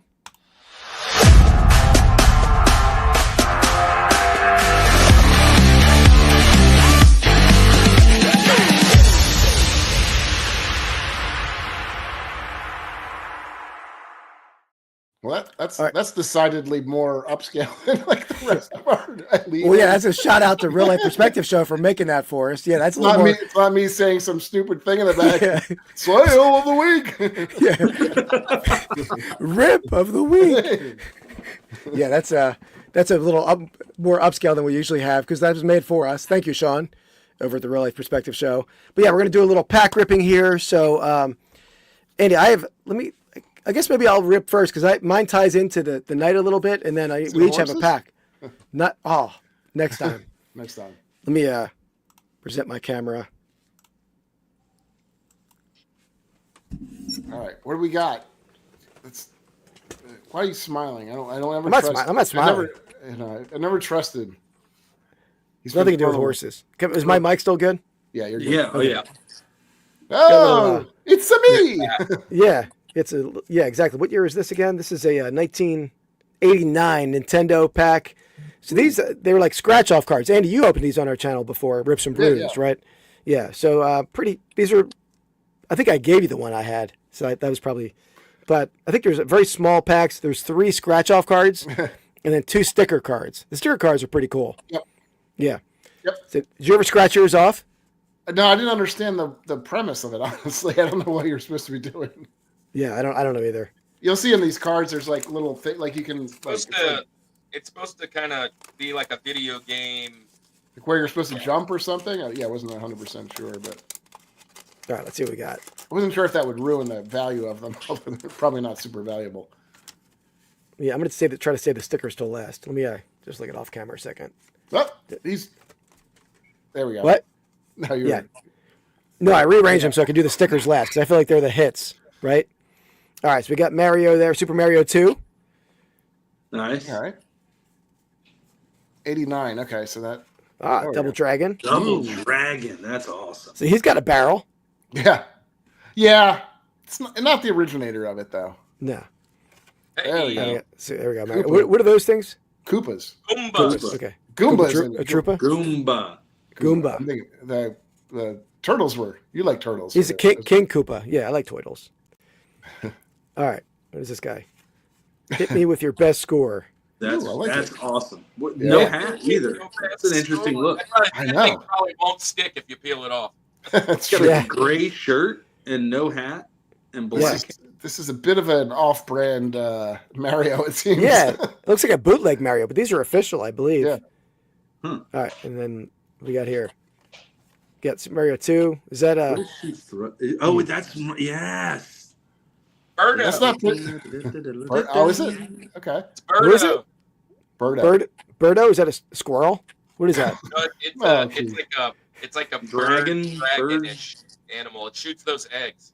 Keith, what makes you think they would name a squirrel Birdo? Bert. I thought it was Bert, like a Berto. Birdo, is that a squirrel? It's got to be a horse. Yeah. All right, so that's my pack. Rocky the Raccoon, is that a cow? Am I up now? Well, it came to you. I didn't mean to, but yeah. Okay. Who wants to go next? No. What, Kirk or Andy, you want to go, or do you want me to jump on real quick? I'll go. Okay. I'll go. Flip over. So just because you pulled that one out, Keith, I got 2 cards that I won from you guys 3 weeks ago, I guess, and which got my horse in the race. I'm going to open the Pro Set one, but I was just going to show you these. Got this stack right here. Ooh. That my son, we got these at the convention we were at. He likes to get them, and he opens them on his. Look at the top one there. Oh, damn. There we go. Oh, sweet. It's the same pack, just Zelda. The Zelda variant. Yeah, the Zelda variant. He's going to open those, but, I mean, we got, like, Roger Rabbit, Gremlins. Oh, wow. You actually sent me a hook, right? And he had a hook here, so we'll have 2 of those. But cool. Anyway, so I'll open the Pro Set.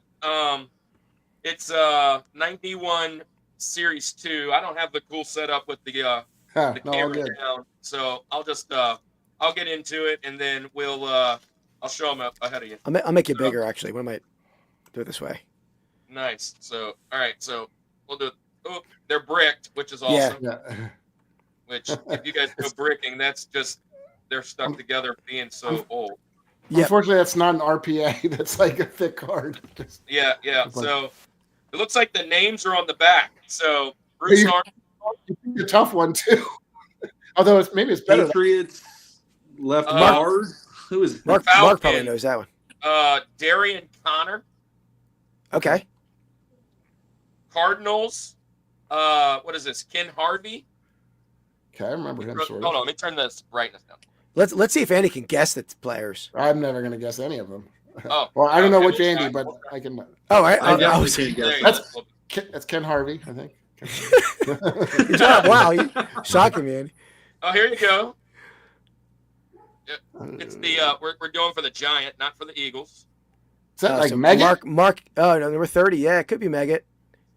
That is Dave Meggett. Good job. Look at that. You have little faith, Keith. Lewis Lips. Oh, he's a lineman. Okay. I don't know. That's not the only. Yeah. No. Never gonna know him. I believe his name is Tunch. Tunch. Tunch. Oh, we hit him in a pack before, and I got yelled at in the comments for not knowing him. He's apparently a great center, or great lineman for a long time. All right, don't yell at me. All right, so no, not me. I won't. Here you go. Giants receiver. Mark Ingram. Odell Beckham Jr. Oh, running back. He's just Rodney Hampton. Yep, Rodney Hampton. All right, I guess you're playing the game now, Keith. Okay, I didn't know that. Thought I was going to have a little time to think. Seahawk defensive end. Cortez Kennedy, you're thinking of, Andy. But that's probably my favorite throwback, too, is the Seattle Seahawks throwback. It's probably not him, though, is it? It is. Jacob Green. Oops. I didn't think it was him, but Wow. Big guy. Guard. Miami.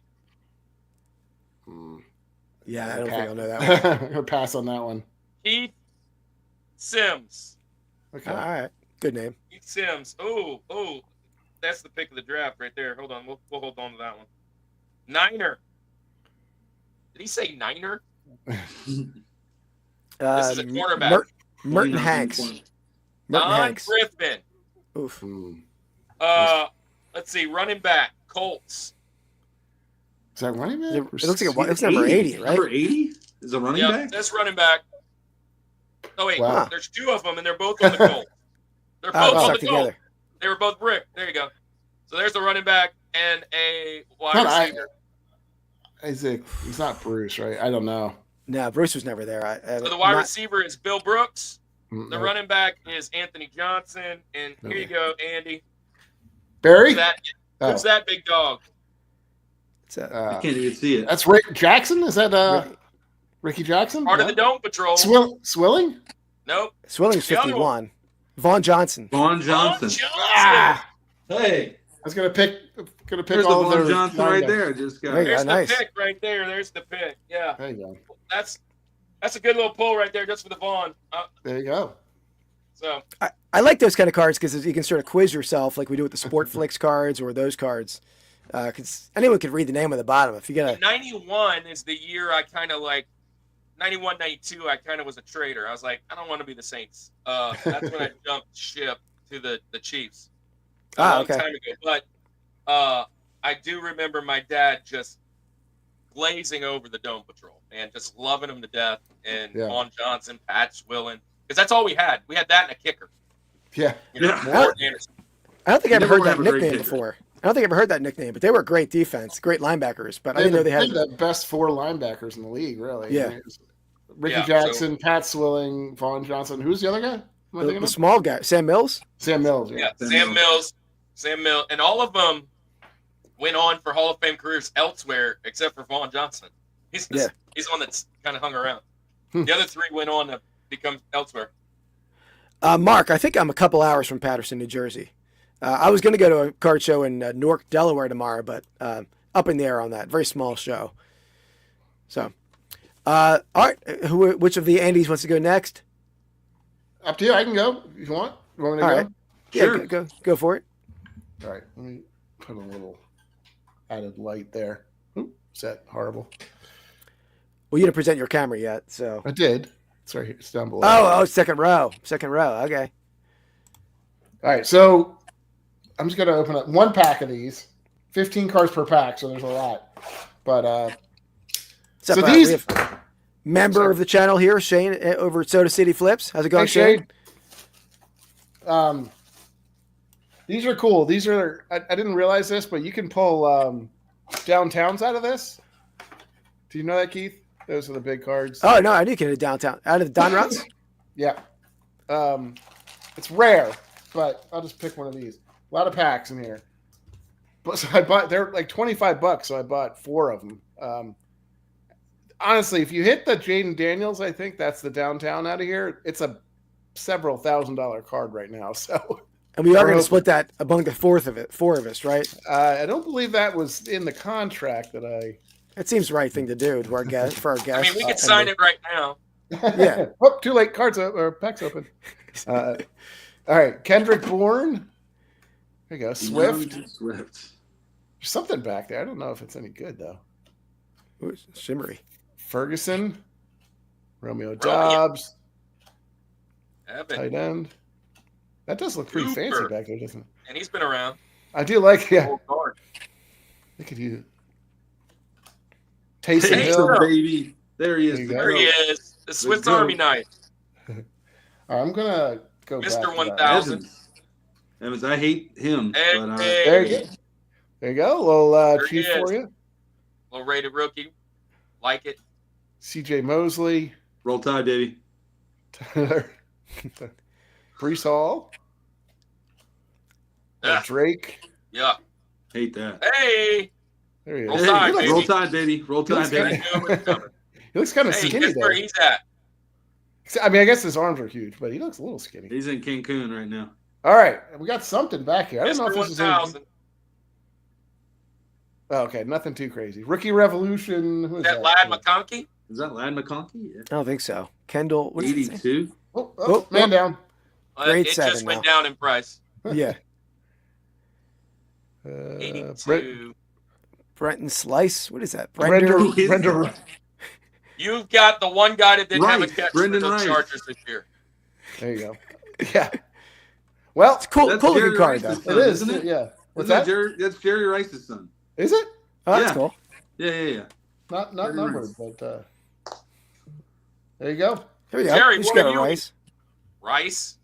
Let me get my screen off of there. You want to pull it off, Heath? Oh.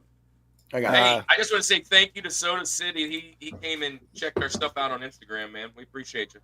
Yeah, he's great. Shane's a great guy. He was selling on Dibdit today and on the what is it?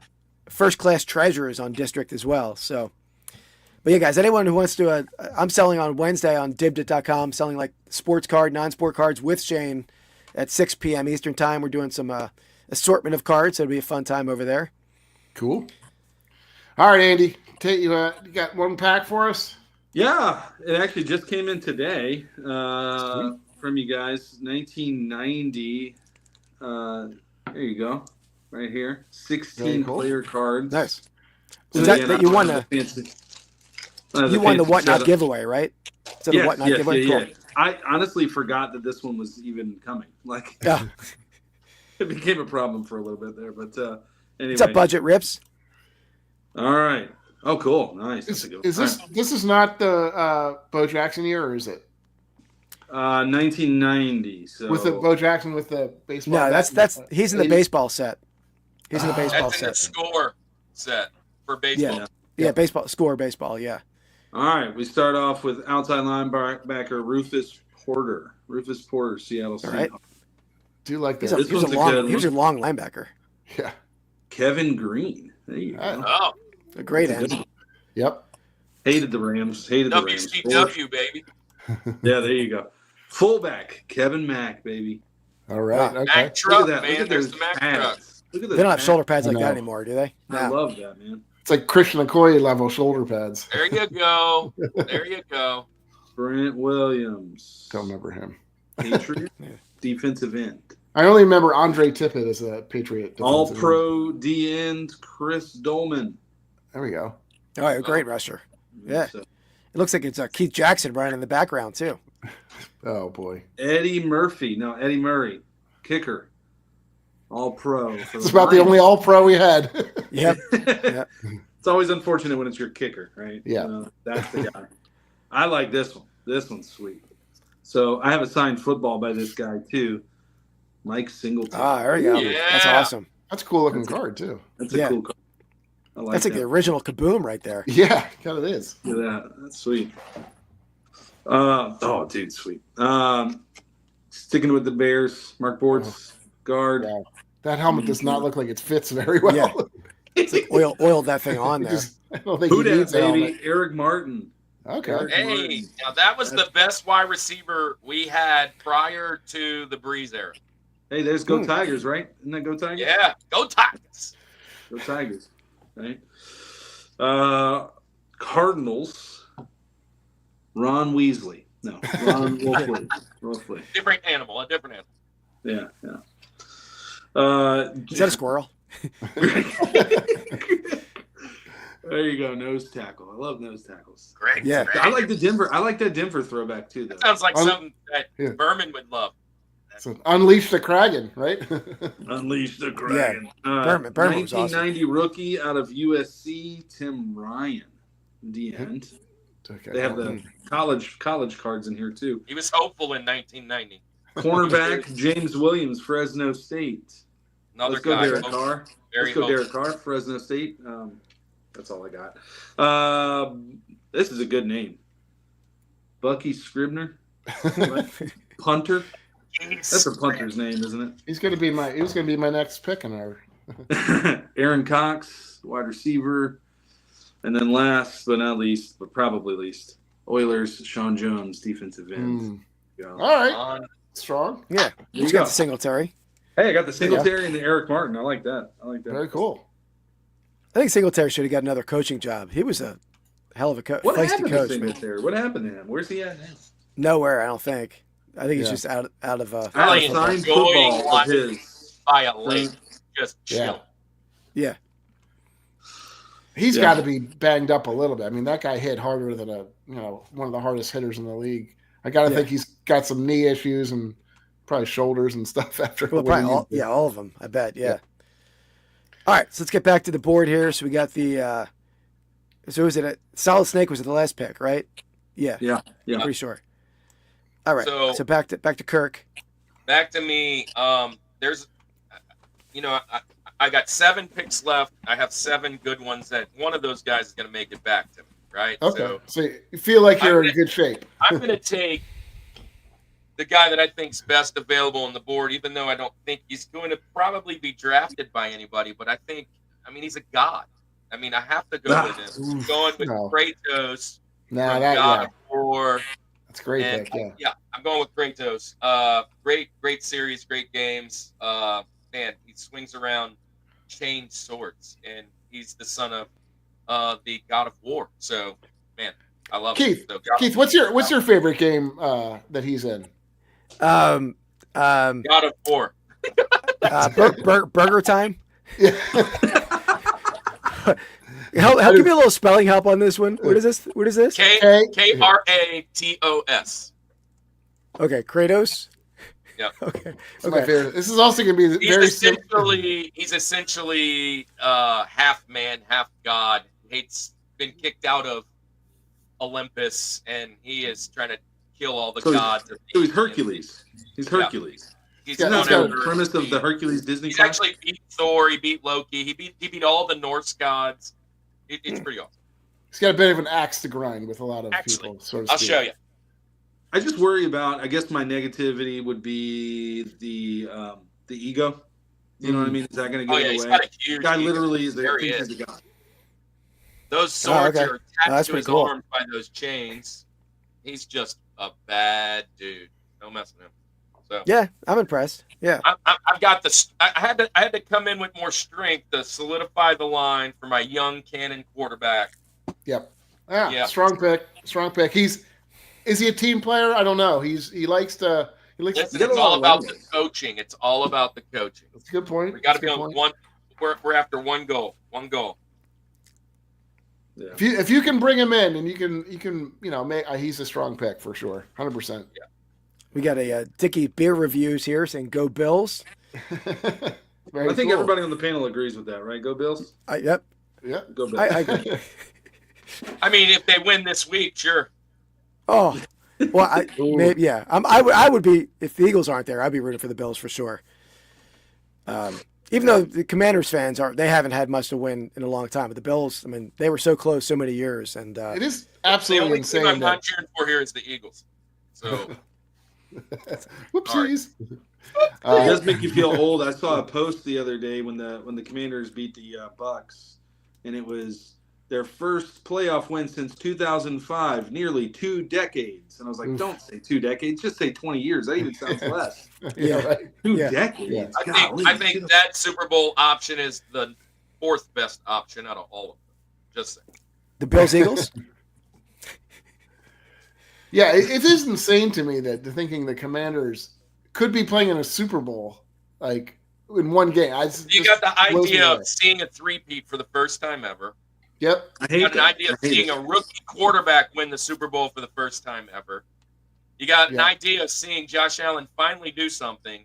Or you got the Eagles. the Eagles back when they don't really need to. I will tell you this. I think if it's Bills-Eagles, I'm worried about the fans there. I mean, can you imagine? There's similar fan bases. Similar fan bases for sure. Passionate fan bases. Yeah. How many tables are going to be broken during that game? And it's going to be in New Orleans, so they're all going to be drunk. Oh, yeah. Oh, my gosh. Yeah. But I'll say this, though. When the Eagles lost in 2004 to the Patriots, beat the Patriots in 2017, lost to the Chiefs in 2022, or whatever. It was 2023, and then it could beat them this time, right? So there's some poetry there. Not really. That's really no correlation. I don't get it. I don't think it. If whoever's in the Super Bowl that's not the Chiefs is who I'm pulling for. So that's all I'm doing. I don't care who's in. Haters all around. All right, Andy. They all have fun. I know. I get it. There's Chiefs fatigue. F the Chiefs. Yeah, I got it. Yeah, they're fantastic. I love it. Well, for me, I don't care. I mean, I would rather beat the Chiefs than the Bills. I think it'll be. But for me, if I lost to the Chiefs, I like the rematch. But I also, if I lost in the Super Bowl, at least a little part of me would be like, oh, I feel good for Bills fans. They've suffered for years, right? A little part of you, even if the Eagles would have played the Lions, you'd have a little of that in the back of your mind. I mean, I'd be angry for a while, but at the end of the day, as much as the rivalry's been pretty awesome, I think it's like 4-4 now. With the Chiefs and Bills, I really do like Josh Allen. I really do. Yeah, he's a fantastic. He's player. a good dude. Yeah, he's one of my favorite players that isn't on the Chiefs or Saints in all of football. I love how he plays. I'm rooting for him, just not this weekend.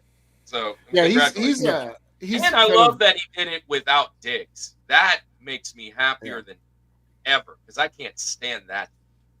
God, he doesn't have much. He doesn't have much there, to be honest. Yeah. He didn't start off like he had a bit of a rocky start. I feel like with the Bills, like he had that whole like weird video. They didn't believe in him because he came from Wyoming. They gave him a bunch of flack. They're like, is he really something? And then he's stepped it up a lot over the last 2 years. I think that 13-second win or loss for him, but win by the Chiefs really put a fire under him the last few years. And he's set on it. He's going to win one. If it's not this year, it'll be next or next. And he's going to win a couple, actually. I think he's got a couple on it. He had that questionable thing. I can't remember exactly what it was. Some type of weird. They had some video of him or something. I think he was saying something racist or something when he was in high school. Something weird. Anyway, Dude, but listen, not to sidetrack the Mm-hmm. story, but I'm an elementary school teacher. We have a lot of kids. They're 5th grade, 6th grade, and they have the worst mouths. They have the worst whatever. And all of them want to be athletes. They want to be the next Ronaldo or whatever. And I'm like, guys, let me just tell you, these guys like Josh Allen and whoever, they're getting hit for things they said when they were 12. Yeah. Like, be careful. Yeah. It Yeah. happens. It's crazy. It's different time now, for sure. Oh yeah. Yeah, and he's done nothing but like kind of endear himself. Like he's been like a really kind of a cool guy. You listen to him; he's funny. He did. I don't know. He's done some stuff with like a couple like Barstool and a couple other places, and he's just he's like one of the cool guys to hang out with. Like some of these guys that you're like, this guy we would not hit it off, but he seems like a guy who's just really cool about everything. So yeah, I'm kind of pulling for him too. But anyway. Oh, Yoda! I think that's a fantastic pull. That's a steal this late in before. Jurickson Profar is one of the best outfielders available. I thought he misspelled Jurassic Park. I was worried. If Paul in the 619 was here, he'd tell you because he's a Padres fan. Yeah, all right, so Jurickson Profar is great. He's fantastic. It's Rushmore Andy, right? You're up. Yes. Yeah. Okay. I am loading my team with shooting ability here. All right. I'm so glad because this is the 4th round, right? Is this 4th round? Yeah. 4th round, and I'm just dipping into my 2nd round talent. Right. Wow. So, I mean, it's just, I love how this is unfolding. This guy, offense, defense, both great. Again, shooting. I'm going Fox McCloud from Star Fox Commander. He's going to be a leader. Bit of a reach. I don't think it's a reach. I saw that he can lead a team. He can lead people. Listen, the way that he works with Falco Lombardi is great too. Falco's not a great team player, but he reins it in. He brings it in. Froggy is literally worthless. Slippy is worthless, and he still brings her along. It is the way that he can manage a team. He's the quarterback on the field, right? He's that guy who can. It doesn't matter what the pieces and parts that you got on there. He defeats space emperors for just a hobby, right? Yeah. This guy is the real deal. He's ultimate leader. Ultimate leader. Going Fox McCloud. Very underrated character in Smash. I love. Who's your favorite Star Fox character, Keith? Would you say? Well, first of all, I put Star Fox Commander. Is that what I'm supposed to put, or what am I putting up here? Star Fox. His name is Fox. McCloud. Yeah, Fox McCloud. McCloud, okay. Mick Cloud. Well, definitely the fox. I love a fox. Yeah. What does the fox say though? That's what we don't know. I forget what it says. But you ever heard? Do you have foxes down there? I mean, you ever hear a fox scream like a real fox? Yeah, they're a little creepy. Oh, it sounds like someone dying in the woods. Have you ever got a chance to work on a wild animal like a fox?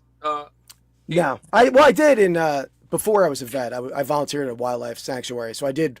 Not foxes though. I work with like the birds, like crows and seagulls and owls and like stuff. Birdo. Yeah, Birdo the squirrel. Yeah. I actually did raise a baby squirrel. I didn't name him Birdo though. He was nutsy the squirrel. Speaking of video game characters, there's a squirrel out there that's pretty nuts. Yeah, and not family friendly. Let's just put it that way. Not friendly at all. Oh, that's true. I forgot about him. It's me, right? It's back to me. Yeah. All right. Yeah. All right. I'm gonna go off the rails a little bit. I think. Do it. That's what I like to hear. So I like a Swiss Army knife character. Like I want someone who can do some different things for me, especially when you're forming a team, right? You want to be able to mesh together. I love to try to think what he's going to say. That's like I'm thinking in my head too. Yeah. So it's going to be so weird, though. I think. No, but I want to be able to mesh with the other players, fit in where he's needed. Okay. I'm going to go with the Z-shaped Tetris piece.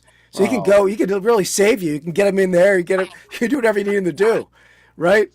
I saw this. It's the least fitting piece out of. I was going to say, yeah.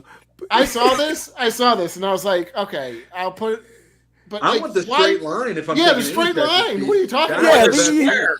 Yeah, but at least the Z. Yeah.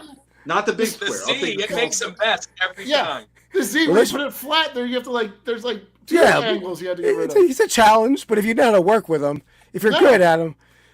He's a cancer in the locker room again. There's no question on that. You either go I or square, but the I that's when you get the Tetris. Anywhere. Yeah. The eye is the brings up everybody's so happy when you see the eye. You know what they do when they see the Z piece? They're like, oh no, not another one of these.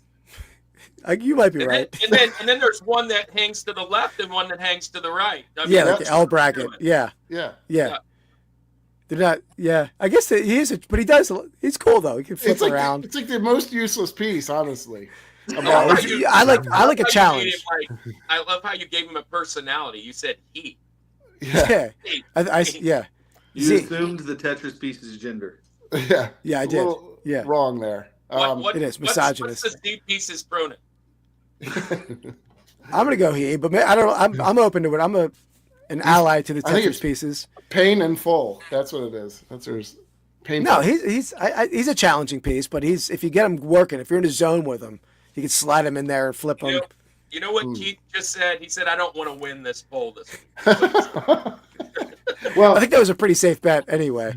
I do feel bad because I know there are certain things that Keith doesn't get or doesn't like the UFC stuff. If we ever do a draft of the UFC, he's going to be completely have no idea what he's talking about there. We haven't done that yet either because Andy. I can't name 5 UFC fighters. Yeah, I can't. And I don't blame him, but I know that's been clamored for a little bit. Like people. Kimbo Slice. Yeah. And I'm gone after that's that. Old school. That's a deep cut. That's all I have. That's all I have. Yeah. All right. Well, you went with the Z. That's an interesting pick. Not what I would have done. I did have the I Tetris because I did see that on a lot of lists people like the Tetris piece, but whatever the I, whatever the straight line. Yeah. Okay. Okay. So I'm gonna go. It's pretty old school. This is the only female on my team gonna be. Very strong. She's, way stronger than she appears. She's rocking double guns, which is one of the coolest things you can do. Nice. I'm going with Laura Croft. Also, probably, everybody's first video game crush, I would say, right? Yeah. With her, mine was the Z piece, but yeah, I think Laura Croft is. Yeah. Thank goodness she was played by Angelina Jolie and not with the blocks. But Andy, I thought this might be where you went when you were talking about more guns, and you were going to go back-to-back ladies. That would have been really cool. But you rolled in with Fox, and I applaud the Lara Croft pick. She's on my list. But yeah, I just didn't have any space for that type of. She wasn't bringing anything to the table today. No, but, I got you. She's a little angular at times in her early stages, which. In the old school games, she hadn't had a real. She needs a remake. We need a remake. Would not hurt to have a bit of a remake, I think, too. Yeah. So, Keith, YouTube Spotlight. Always. I thought I had a pause there so I could hit the segment. Quick segment, and you can finish your thought there. Quick. So we're going to spotlight a little YouTube channel here. A few buddies of ours. We got the No Banger Sports Card Podcast, brand new podcast on YouTube. It's all about they're bargain box guys, so they're hunting for inexpensive cards. They're not hunting for the Kabooms or the Downtowns. They're hunting for cards they can buy for $1, flip for $10. But it's Carry American Arbitrage and Rod Picking and Punching Cards, who I do the raid trains with on Monday nights, and then Tim over the years, another great YouTuber. So definitely, if guys are into sports cards, check out their podcast. Brand new, very nice guys.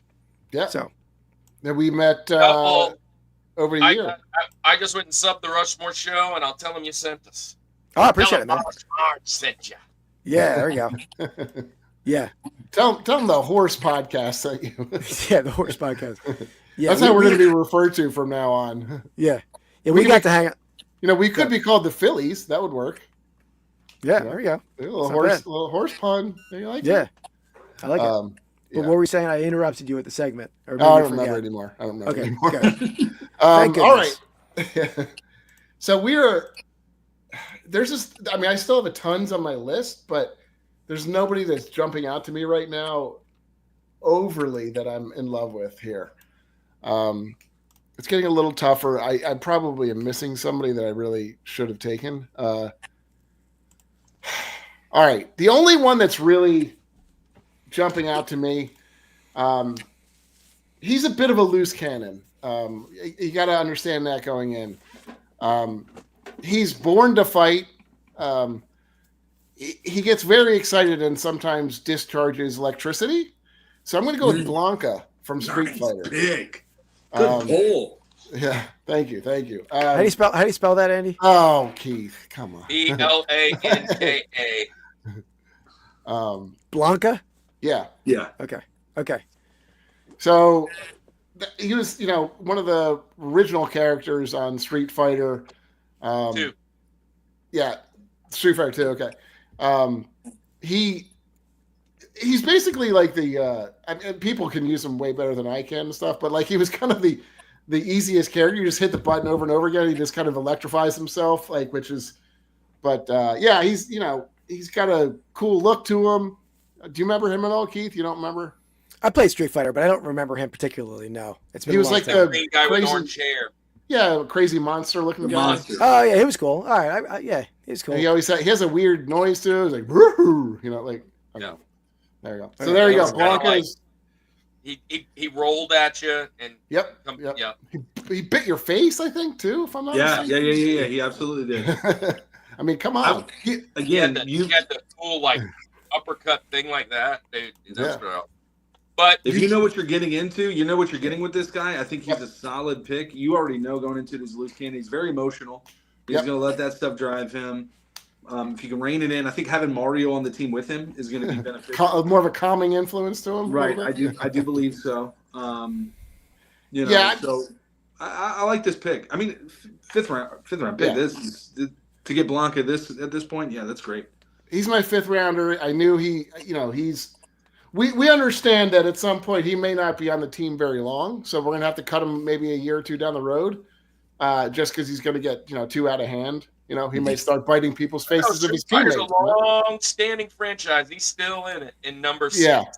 Well, I'm just thinking purely as a teammate. I don't know how he interacts necessarily. If he starts biting, I think his origin was a plane crash, if I remember. That might be, yeah. But if he starts, biting, Laura Craft's face off, like he's going to have to go. I think there's a language barrier too. He's from Brazil, I believe. He is. Yeah. But there's the language. If you could speak Portuguese, I think you'll be okay, or got somebody. But if I'm not mistaken, I don't know if he actually said anything. He just grunted more than anything. So I mean, it's more than just that. It's might be even more of a grunt language. You have to. If he doesn't have to do post-game pressers, I think you're good. Yeah, no, I think he's put him in front of the camera. Ricky Williams, keep his helmet on. He might be Marshawn Lynch, the Marshawn Lynch of your team. Well, he might look skilled. I'd even say maybe like a Lyle Alzado potentially. Yeah. Okay. It does sound like he could be a Lions coach though, because all he's doing is grunting over there in the press conferences a little bit. Well, Blanca's probably bitten some kneecap. That's true. Yeah, a little emotional. All right, sorry about that, but I'm gonna continue where I was going down my path with my Z piece. I don't think this is anyone. Are you taking another Tetris piece? No, I'm not. But I don't think I'm stealing anyone's pick here. I played this game a ton. Well, you guys are playing fighting games back in the 90s and like cool games and Double Dragon or Street Fighter, all that stuff. I was playing with this aquatic creature. This is getting weirder and weirder as you talk about it.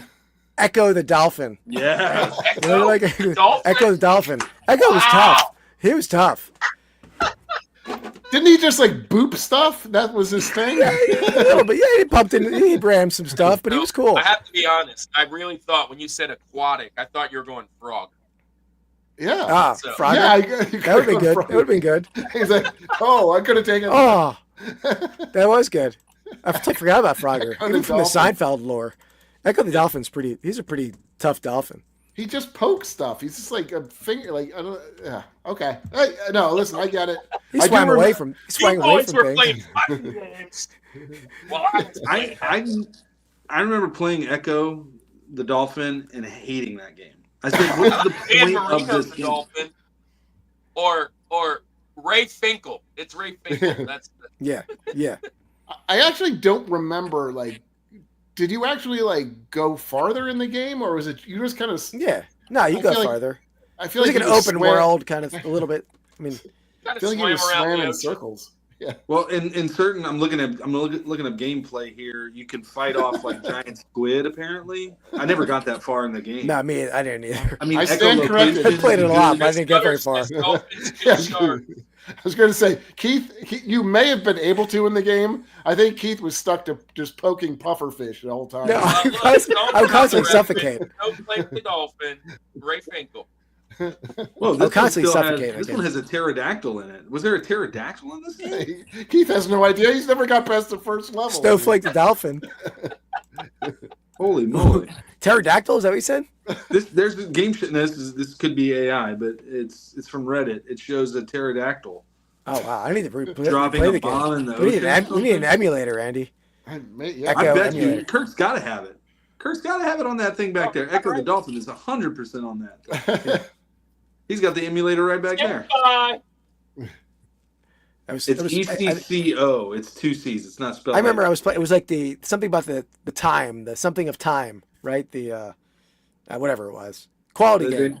They're trying to make it fancy. They're trying to make it sound interesting. It's just go swim like a dolphin. That's the whole point of the game. If I recall, it was just kind of more frustrating than fun. There it is. I see it.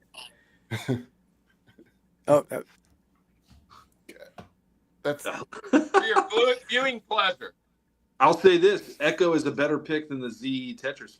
Right. I do think you improved. Thank you. Keep going up. Oh, look at that beautiful intro. Look Oh, at that geez. scenic ocean. It's an awful long intro.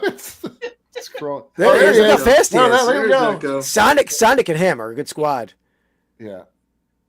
But that's I just worry Echo can't perform outside of the ocean. You know what I mean? Yeah. Yeah. If it's an away game, and what do? I was fielding a water polo team, so he's all right. He's pretty strong. There he is. There you go. Well, you got a fan in Fox, so there you go. Oh yeah, Fox likes my Sega picks. Yeah. That was I do remember the game for sure. I just remember like it being like not there it overly is. fun. It's a dolphin emulator. Right. Yes, he's pushing a rock. See, it's awesome. That's so amazing. He's drowning, is what he's doing. Yeah, right. Yeah. Now, what is he going to do now? Oh, he's going to swim. He's swimming. Oh, he's turning. Oh, now he's You faster. get caught in currents. You get caught in currents. Yeah, there you go. It was like a riptide or something. Yep. Oh, you got a gym.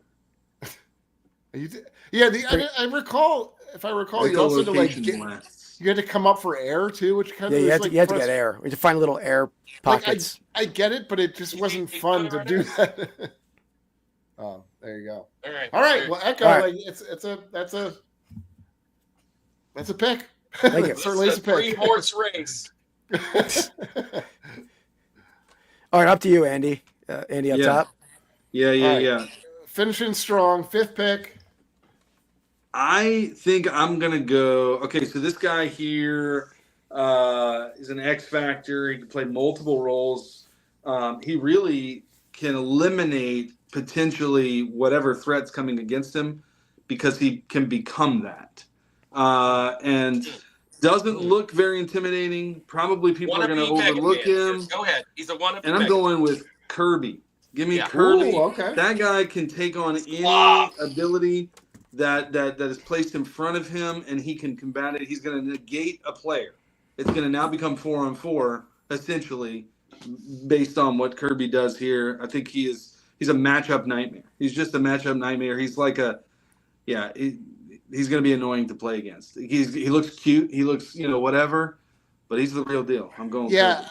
My question, my concern, along with real life, is that are you going to have a weight problem with him? Because I know, some of these guys come in. He is certainly he brings a lot to the table, but can he keep his weight down? Because if you're eating stuff constantly, but I will tell you, even in his weight, he's extremely flexible, right? So he can shift and he can exploit defenses. He can do all these things. I think it's going to be fine. I think we're going to be good on our team. Fox is not going to let him. Fox is my leader there. And nobody's going to have more weight than DK does. Weekly weigh-ins are going to be a mandatory on your team. Yeah, look, for a make fifth sure round everybody's pick, you're gonna right. absolutely fifth round pick. You're gonna know you're gonna take some red flags here and there. I'll take that over Echo, who can't get out of the ocean. All right. I got to drop out for 1 second. I'll be right back. But Andy, you can just continue. I'll be right back. All right. Okay. Yeah. You got it. All right. Kirk. So, Kirk, we're going to you. Bringing us home. Well, I mean, I'm glad Keith stepped out because he wasn't going to know this guy. All right. But So, there is one person on the now panel that the three people that are really know what they're talking about, there's one person on the panel absolutely knows and could probably tell everybody my pick right now. I played my cards right. I'm just telling you, I'm getting Brock Purdy on the Mr. Irrelevant, but this guy has Joe Montana as a Niner kind of ability. He's stepping out with a big sword, and I'm going with Cloud Strife, Final Fantasy VII. Listen, underrated at this panel, but we all know he's the GOAT in the RPG world. No, he's a super strong hero. You can't. It's, my negative on him. Negative on him is that he's kind of a one and done. I did my homework. I figured out he's going to make it to 5 for Mr. Irrelevant. He's upset. You guys hurt his feelings. He's like, man, there's no way I last to 5. I gave him the call. I gave him the call in the first round and said, dude, I know you're going to be there. Just stay with me. We got it. We got you. We're not letting you down. Yeah. I think that the problem with him is that he's like a one and done. You know what I mean? I worry about it. He's going to be like an Anthony Richardson. How many games did he play in college? Like 8 games? You know what I mean? Like, so it's like, except here's the big deal. It's a 3-disc game. It's 100 hours worth of work. It's a one and done. But it's a big, long game. He's been there. Sure. He's been in the trenches. What's the schedule like? What's he coming from? Here you go. I mean, what conference is he playing? It's who's your favorite? Strike from Final Fantasy VII. Final Strike? What's his name? Cloud. Yeah, I'll just put that in. Okay. We were just talking. You can chime in now, Keith. I know you haven't heard, but who would you say your favorite Final Fantasy character is besides Cloud, of course? I've never played. I have no idea, to be honest. I'd have to say all of them. Yeah. That's the answer. Yeah. Oh man, I wish I was quicker like that. That was good. So it's a great pick. You know what?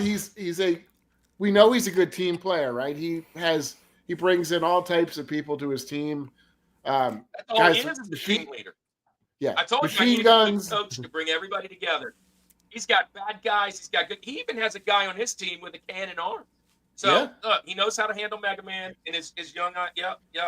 We've got animals on the team. We've got girls on the team. He knows how some weird dog-looking creature thing. We have a vampire on the team. He's got a vampire on the team. He knows how to get Ganon together.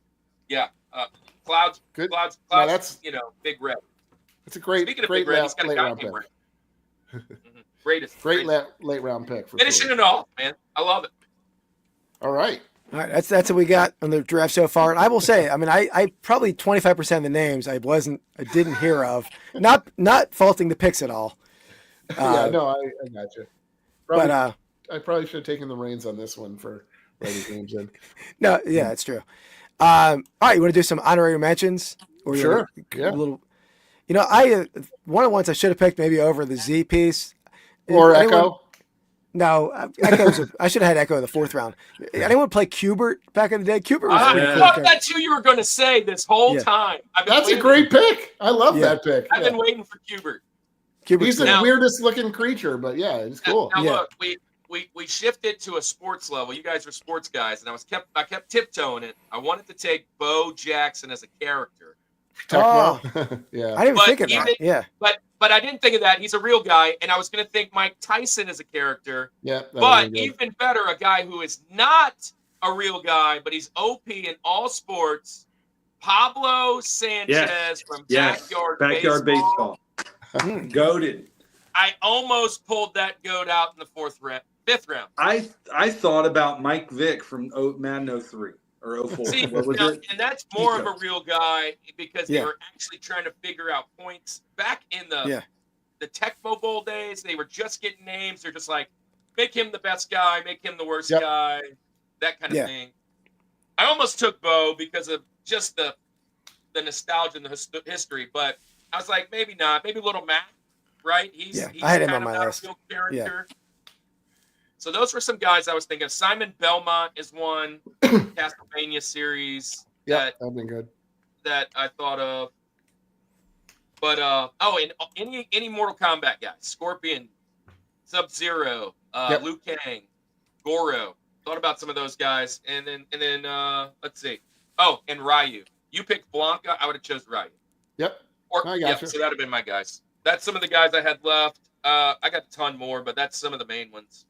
Even worse than my Echo the Dolphin pick would have been if I chose the baby fish from the game Shark. Anyone play Shark on television? That was a great game.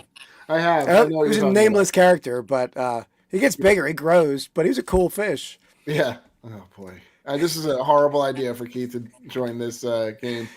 Now you guys You did Star started Wars strong. before, You didn't got a solid top 2 or 3. I mean, I think you're good. When you get to GTA, I'm just worried about not from a video game standpoint. Like, it's great. He's kind of got like Drew Brees in the late years. You know, there's only 1 or 2 pieces of talent here. We're not going to go nowhere. Yeah. Sonic's going to be running for his life. Is all I'm saying. He's going to be doing a lot of the heavy lifting. Not a lot of blockers. Yeah. Do I remember correctly? Did y'all do a Star Wars one? Did we do one? Have y'all done We Wars do Star Wars characters. Yeah. Right. I thought I remember seeing that one, but there is a video game character in Star Wars that's only from the video game, Darth Revan, and he's one of the greatest. Like he's in the video game lore, and he was known really well for being a Sith and a Jedi. So interesting. Oh wow, okay. That would have been a cool pick too.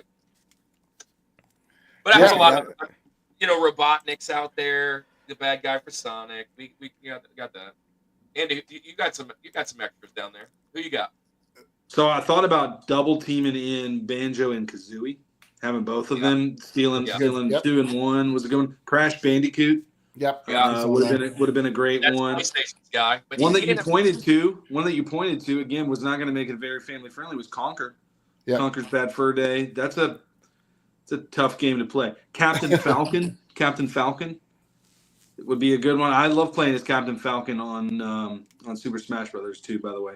Now here's one. Yeah. I'm surprised. I'm surprised with you, Andy. I thought you had a softball pitch. You should have took Luigi. I don't like him on my team. He's not second courageous. fiddle. No, the other Andy. Oh! I got you. He had Mario. Yeah. Now, if you had both, if you teamed them, I'm okay with that. Yeah. I Poor wanted. job. My list. I did have Luigi on my list, but I also had Yoshi, which I thought would be a good pick with Mario. I didn't want to go too, Mario overboard on that because I mean, if I wouldn't have gotten Mario, I might have gotten Wario actually because I argue that Wario is a really good evil character. It's got. I mean, anytime they have like a weird, funny like catchphrase, that's a hit for me. I guess go down further on my list. I can run through some of mine. Solid Snake was a great pick. Donkey Kong. Oh wow! So, breaking news. I don't know if y'all saw it, but Cowboys made it official. They took. Yeah. Wow! I knew that was potential. I heard about that, but I love it. Yeah, wow. You're worried they were going to take your guy, right? I'm not really a huge Kellen Moore fan, but I mean he's done well this year. But I don't love the offense. But that's an uninspiring hire for Dallas. Yeah. I feel like. Yeah. But let's see. A guy within the team that you fired. Yeah. I might be coaching the Saints. Who knows?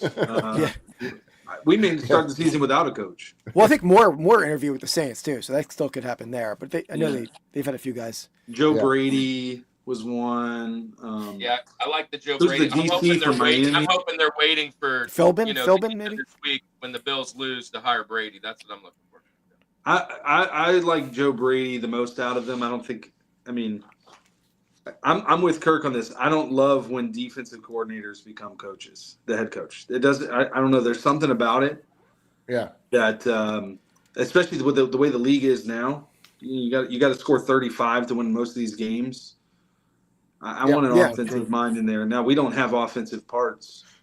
I mean, we have Olave. You got Kamara if he can be back in his, but. What's the situation there? Is Carr under contract for a long time? Yeah, one more season. One more season. It doesn't make sense to cut him, at least what it looks like here. I'm okay with Carr playing another season. Healthy, he's way better than what we have. Yeah, and you're already. It was a while. They were the top team in the league. Like maybe weeks before they played the Eagles. Right week before they 1 played and the 2, Eagles. dude, we were unstoppable. Week 1 and 2, they scored like 50. Yeah, and then the wheels fell off. Yeah, everybody got hurt. I mean, we started playing. Everybody was excited that we got Clint Kubiak. Tipton was our number 1 wide receiver at one point this season. Yeah, Marcus Tipton. Look that guy up. Or I think it was Marcus. Who knows? Red Dead Redemption 2. Great. That's a great game. He was on my list. So I had Arthur Morgan on my list. So Arthur Morgan's a good pick. Some of the guys from Resident Evil. Good picks. I'm a little surprised about. I don't think anybody took a Mortal Kombat guy. You can go Johnny Cage. You could go Baraka. I would have went Scorpion or Sub-Zero. Scorpion. But yeah. Yeah. Cabal. Yeah. Oh, I thought when you said Blanca, I thought you were talking about Baraka. No. Okay. Different people. Yeah. Let's just see quickly. Oh, Geralt from The Witcher. It's a pretty good one. Ezio from Assassin's Creed. Yep. Pikachu, which that technically you could pick that one in there. I never played it. I'm not a huge Now here's one that would have been kind of risky, and I was purely picking him just for the video game character. But he didn't start there. It was kind of one of our rules, and ours was I was going to go Donatello. Okay. As a character, he is OP in those games because he has the big staff. Yep, for sure. And anybody else have Questor? You know who Questor is? He was the elf in Gauntlet. Oh God! Everybody play Gauntlet? Gauntlet was a fun game. So in Nintendo 64 episode, Gauntlet Legends was in my top 4. Ah, nice. Oh, that's true. That's true, Christopher. I didn't think about that. It's a very horse-friendly game. I guess the last one I had on here was Agent 47 from Hitman. Was pretty good game. He's been around. What about Tony Hawk? Yeah, Tony Hawk's Pro Skater. That was a great game too. I was kind of holding myself away from doing the real guys. Bo Jackson definitely would have been the steal. Yep, definitely. Steve from Minecraft. I wasn't a big Minecraft guy, but I know that was. Yeah. And then the last one I had was Dog Meat from Fallout. If you guys ever played that before, Dog Meat was a dog that he had. So that's my list. That's my honorable mentions. Yeah, so I think it's a pretty tight race here for we'll see how the voting pans out. Yeah.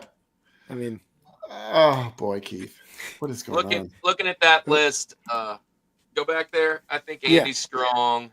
Yeah, I think it's between the two Andys in this pick. I don't know. I like your last. I mean, Kratos and Cloud is your Star Fox at 4-5 is pretty tough. Well, Kratos and Cloud a different crowd here. Yeah, I'm playing to the my last three picks are for a totally different crowd. I don't know if they're going to show up in your voters. True. I'm playing to the thinker crowd, the Tetris crowd. There, that's what I'm. The they don't even know how to use the internet, so I think you're messed up. Yeah. Oh yeah. The only person I really know that loved Tetris is my father, and he's almost 85 now. So yeah. Yeah, I mean, I haven't played. Our demographic is probably skews a little higher, right? In age. I'm really playing. That was the dig. We certainly don't have a Gen Z or what is that? No, whatever. Exennial is where I land. I land in the Exennial. The Zennials, I guess they say them now. I'm not sure. Are we? No, we're Gen X, right, Keith? Right. No, but are we? Yeah. Okay. Gen X goes up to what, like 80? 80, I think. Yeah. Right, but Exennial or Zennial is like the 77 to 83 range. If you land in that 5-6 missed that too. Yeah, it's millennial and X together. Gotcha. Because that's the range that you were born before the big internet and video game boom, but you lived it as a child. Okay. Gotcha. That's where I live. We're right Like- on the border. I'm I'm a millennial. And that's my issue with a lot of these video games because when I played up to Genesis and then PlayStation 1, but after that I wasn't really playing games anymore. I played PS2, but beyond that I never played. You should ask your son. You should ask your son for help. Yeah, I played a lot of Fortnite. Me and Andy played a lot of Fortnite back in the pandemic, but none of the other games, current games. Yeah. Yeah. Well, all right. I will say this: I am horrendous at Fortnite. My son wants me to play with him all the time. I am terrible. If it's anywhere you have to shoot other people, don't bring Kirk into it. Don't bring Kirk there. Kirk's looking at the wall. Kirk, what are you doing? You can't walk that way. Wait, what? He just jumped off a bridge. What is he doing? Hey, what's up? How's it going? Is that a retro cannon? There he is. Here we go. Let's go, man. Maybe we might need a little a quick response to our picks. See if we got a. Oh yeah, what you think? Our first. He's picking mine. Our first review. So who's got the best here? So Make that. I can make it bigger. That row or that row. Don't worry if you don't know any of the top rows picks. Here, hold on. Let me screw it in for you. Which row has the best? Just play some like a suspenseful theme song. All I have is the horse race music.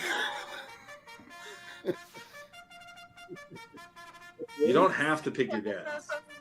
Come on, say who has the best. Well, I know like two. Two. So just say, pick one. First vote of the night.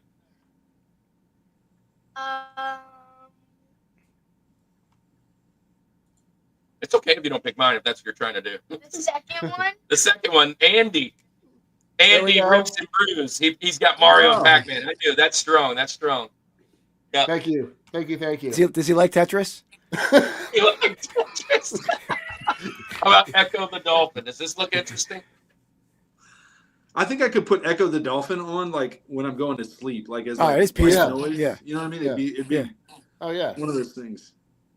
When you want to hear soft like water noise, like when you hear raindrops, that's what you hear echo. Although does he just make some annoying like clicking sounds and stuff in the game? I forget if that's annoying. That's communication. That's good. You should. He doesn't have retro cannon. Does he emulate like old video games on his channel?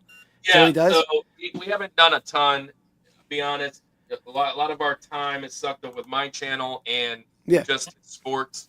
But the goal will be eventually where he will go through, and I was looking to see if I could find it. But yeah, shout out to him, his channel. Is it right here? Yeah, it's right here. So we have this book here, The Essential Guide to Retro Gaming, and he's starting it through, and he's going on each game, and he's done two of them. So he did Pac-Man first. There you go. And then he did Donkey Kong next. Next game, we've already filmed this. We just never put it out. Paperboy. Ooh, we already filmed this one. We never put it out. Space Invaders. Okay. But he's going to go through the whole book, and it goes through Nintendo, Super Nintendo, Tetris is in there, right? I think Echo's page 22. Echo's page 22. I remember that. Was it page 22? Yeah, Echo the Dolphin. Echo's volume 60. So the idea is he's going to play our old games for the very first time, never have seen it. That's great. So like idea. you can log in, it's like, what is this garbage? And see if he can figure out how to play it because he's not. Yeah, very cool. That's a cool concept. He's going to go through. I got this emulator that has like 25,000 games, all the old systems from PS1 down, and I got it from a guy on Facebook for like $250. Oh wow! And I mean, it was well worth it. All the games for him to play and play old games. Yeah, so we did play. We did play last time I was there. We played Nickelodeon Guts from the Super NES. Might be one of the worst games of all time. Yeah. They were not all, they were not all prom queens back then. There were some real bad ones. Yeah. There were some tough games. I don't know how we There's like no instructions on how to play it. It was just like, here's the event, go do it. And you're like, here's the 10-minute timer that's actually 10 minutes, and it takes forever to get past the first step. That I will say, like, I know people love retro games, and I do too to a certain degree, but there have been some great strides in convenience of games, like in terms of like being able to skip stuff and do all this other stuff. Where it's like, oh my god, that's another thing. Like, here, there's save points. You can save. Yeah. Some of those games we couldn't save back in the day. Yeah, yeah. Sure. And there was no internet to look the stuff up anyway. Right? Yeah, that's true. Like, I was just saying that. You know, like what was the game? We were talking about Zelda 2 last night on our stream, and Zelda 2 was a very hard game. And back in the day, if you didn't have Nintendo Power, you didn't know how to beat that game. You didn't know. Yeah. And nowadays, they just look it up. They watch a video of somebody playing it, and they go and do the exact same thing, and they're done in like 10 minutes.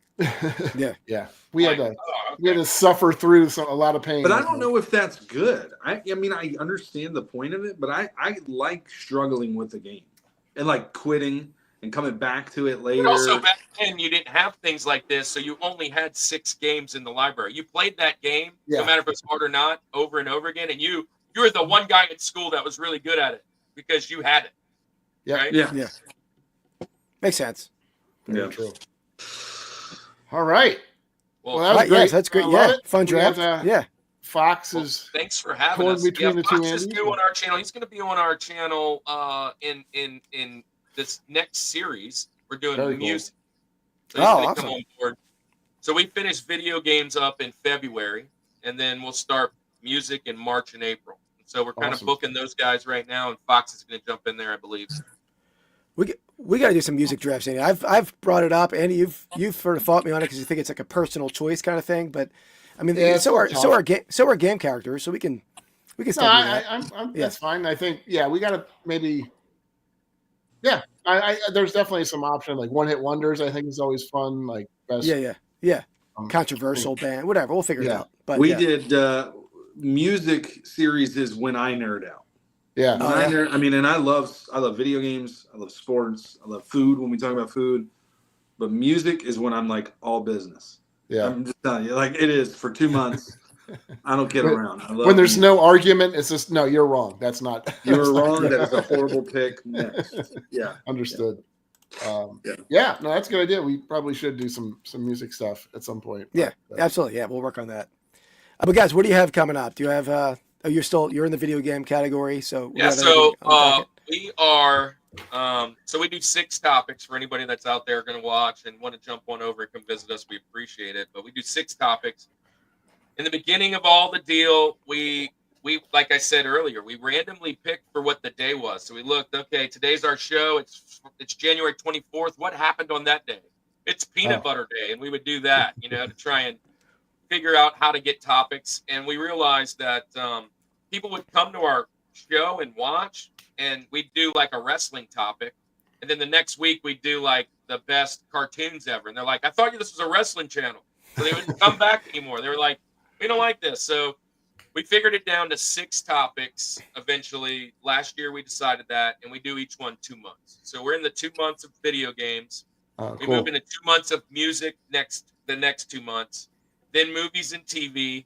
Nostalgia, which is just our way of bringing up our childhood. And anything old and anything. And a lot of times we bring the other categories in. That's a lot of where we get wrestling. We'll pull in like movies or cartoons from our childhood, toys, things like that. Then the next 2 months is sports, and we finish off the year with food topics. Nice. So our food topics, we brought that one in.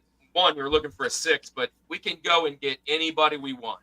Yep. Like we don't need somebody that's a guitar player to do music. Like, you know what I'm saying? Like food, everybody eats. We all have different opinions. So we're in probably the strongest stretch of our YouTube time. We have a strong lineup of creators coming to visit us. We're about to hit those first tiers in YouTube. And so the next one, this Thursday, we have Manny's Arcade and Saturn Steve, both big creators in the convention video game space. They're going to come on and do our top 4 Genesis games of all time. So Sega Genesis, awesome. you mentioned that. But to round out, we got a fun one. We got 2 Christian guys coming on. They're going to talk about how you live vicariously through video games. So having unlimited lives or things like that, right? Wanting to be the hardest ZP games. to fit in anywhere, right? So, I mean, along those lines, right? Yeah, perfect. The last 3 episodes, all 3 of those, we have 2 guys, and each one of them have like 20,000 plus subscribers. Awesome. So it's pretty awesome. We're going to do hardest games ever, most underrated games in Nintendo 64, and we're going to do so most underrated, and what's Mort's? You remember, Andy? No, I don't remember. You do all that stuff, so I don't know. Yeah. So, anyways, I think it's another 64 topic.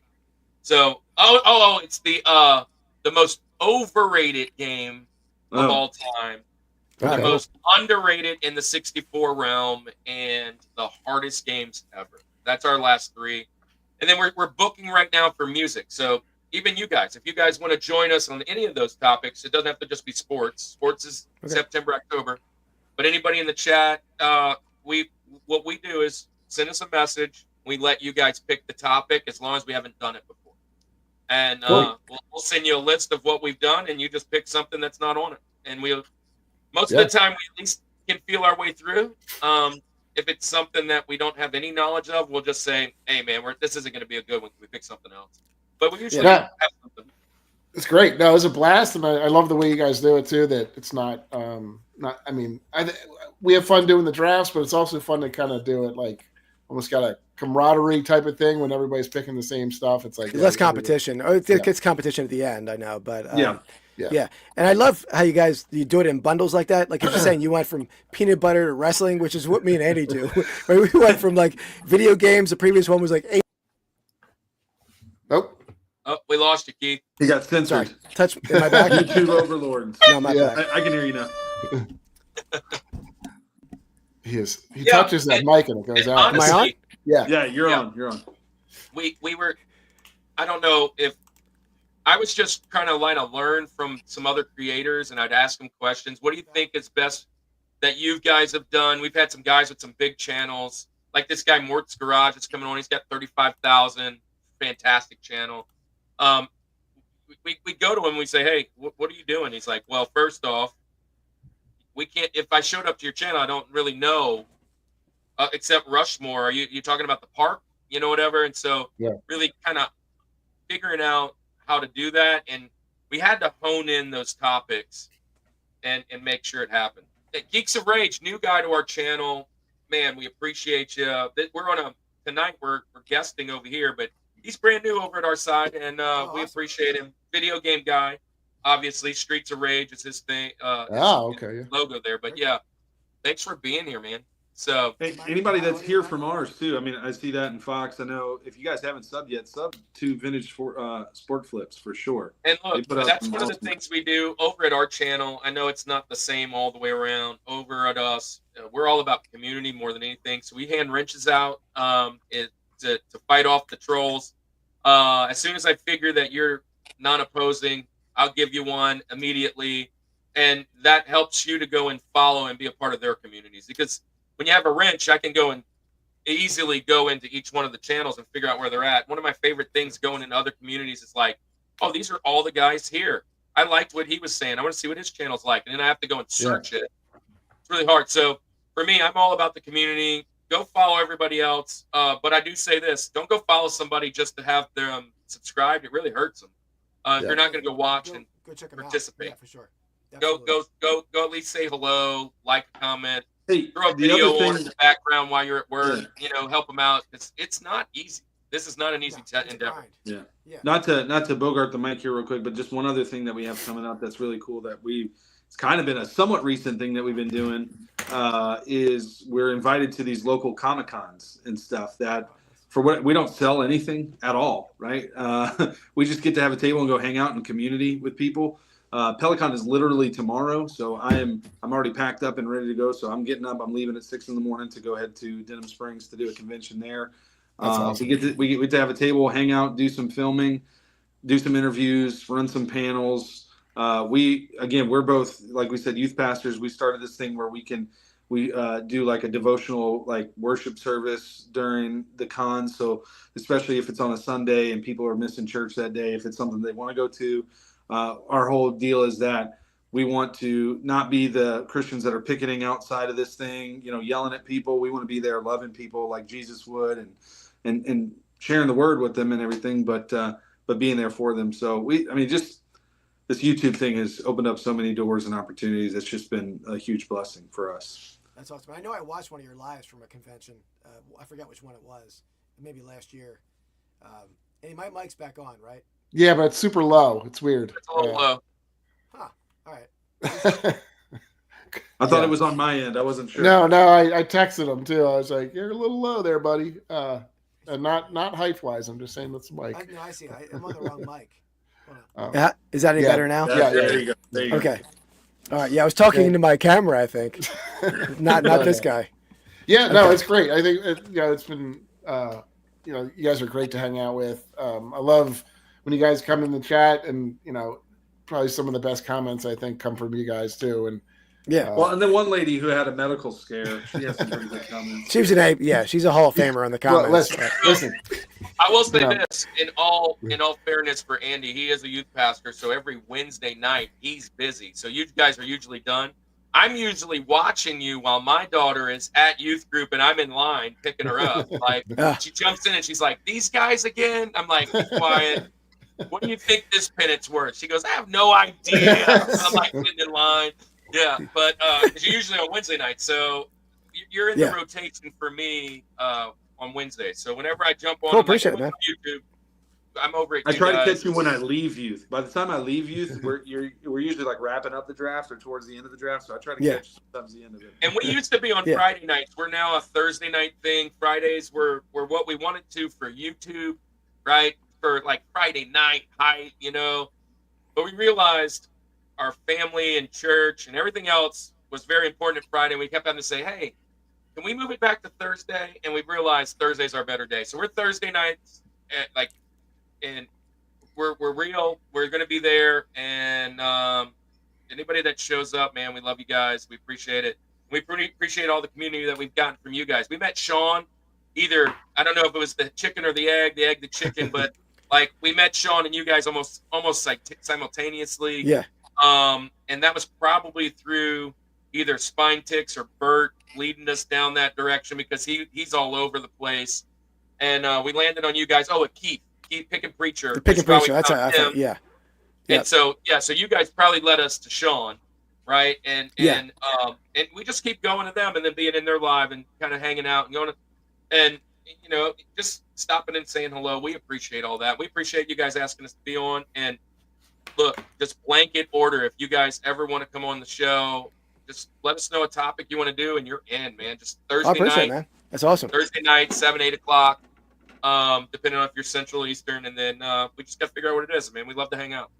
Absolutely, it will be blessed for sure, man. Well, thanks, guys. I guess we'll wrap it up there. We're going to be back on next Wednesday night again, our normal night. We don't know what our draft topic is yet. We'll have to debate. Could be peanut butter. Peanut butter or music. Pop culture cats. Hold on, let me just say. Culture cats episode. Okay, we did talk about that actually. Our 4th episode of all time, which is the one after the Betty White, it was National Ask Your Cat Questions Day, right? And it was also National Peanut Butter Day. So back then we actually did 2 Rushmores at a time. We didn't have any guests, and we just said them. We didn't podcast it and talk. We just here's my pick. Oh, cool. What's your pick? And it would be shorter. Yeah. So we did ways to eat peanut butter and your top 4 pop culture cats. Ooh, okay. Yeah. We actually talked about pop culture cats with the wives or the girlfriends. We talked about maybe doing that with them if they ever want to come back on. We should do that one. It's a fun time. We need to do pop culture dogs. We're still we need to do that one too. We did do that one, right? Didn't we? We did that one, yeah. Old Yeller. We got all the that was a good one. That was a good draft. That's fun. But I feel like the cat, you can do it with more people with the cats or the dogs because you can go in deeper with that draft. Yeah. For sure.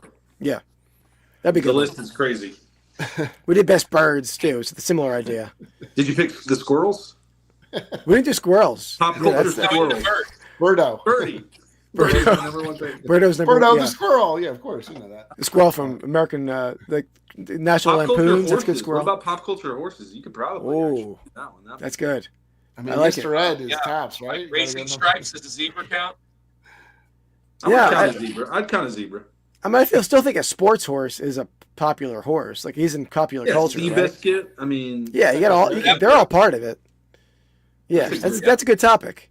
I think that is a winning topic for sure. You want to bring us back on for pop culture horses? We're in. Oh, that's 20 horses we have to come up with. 20s. That might be a tough four-person.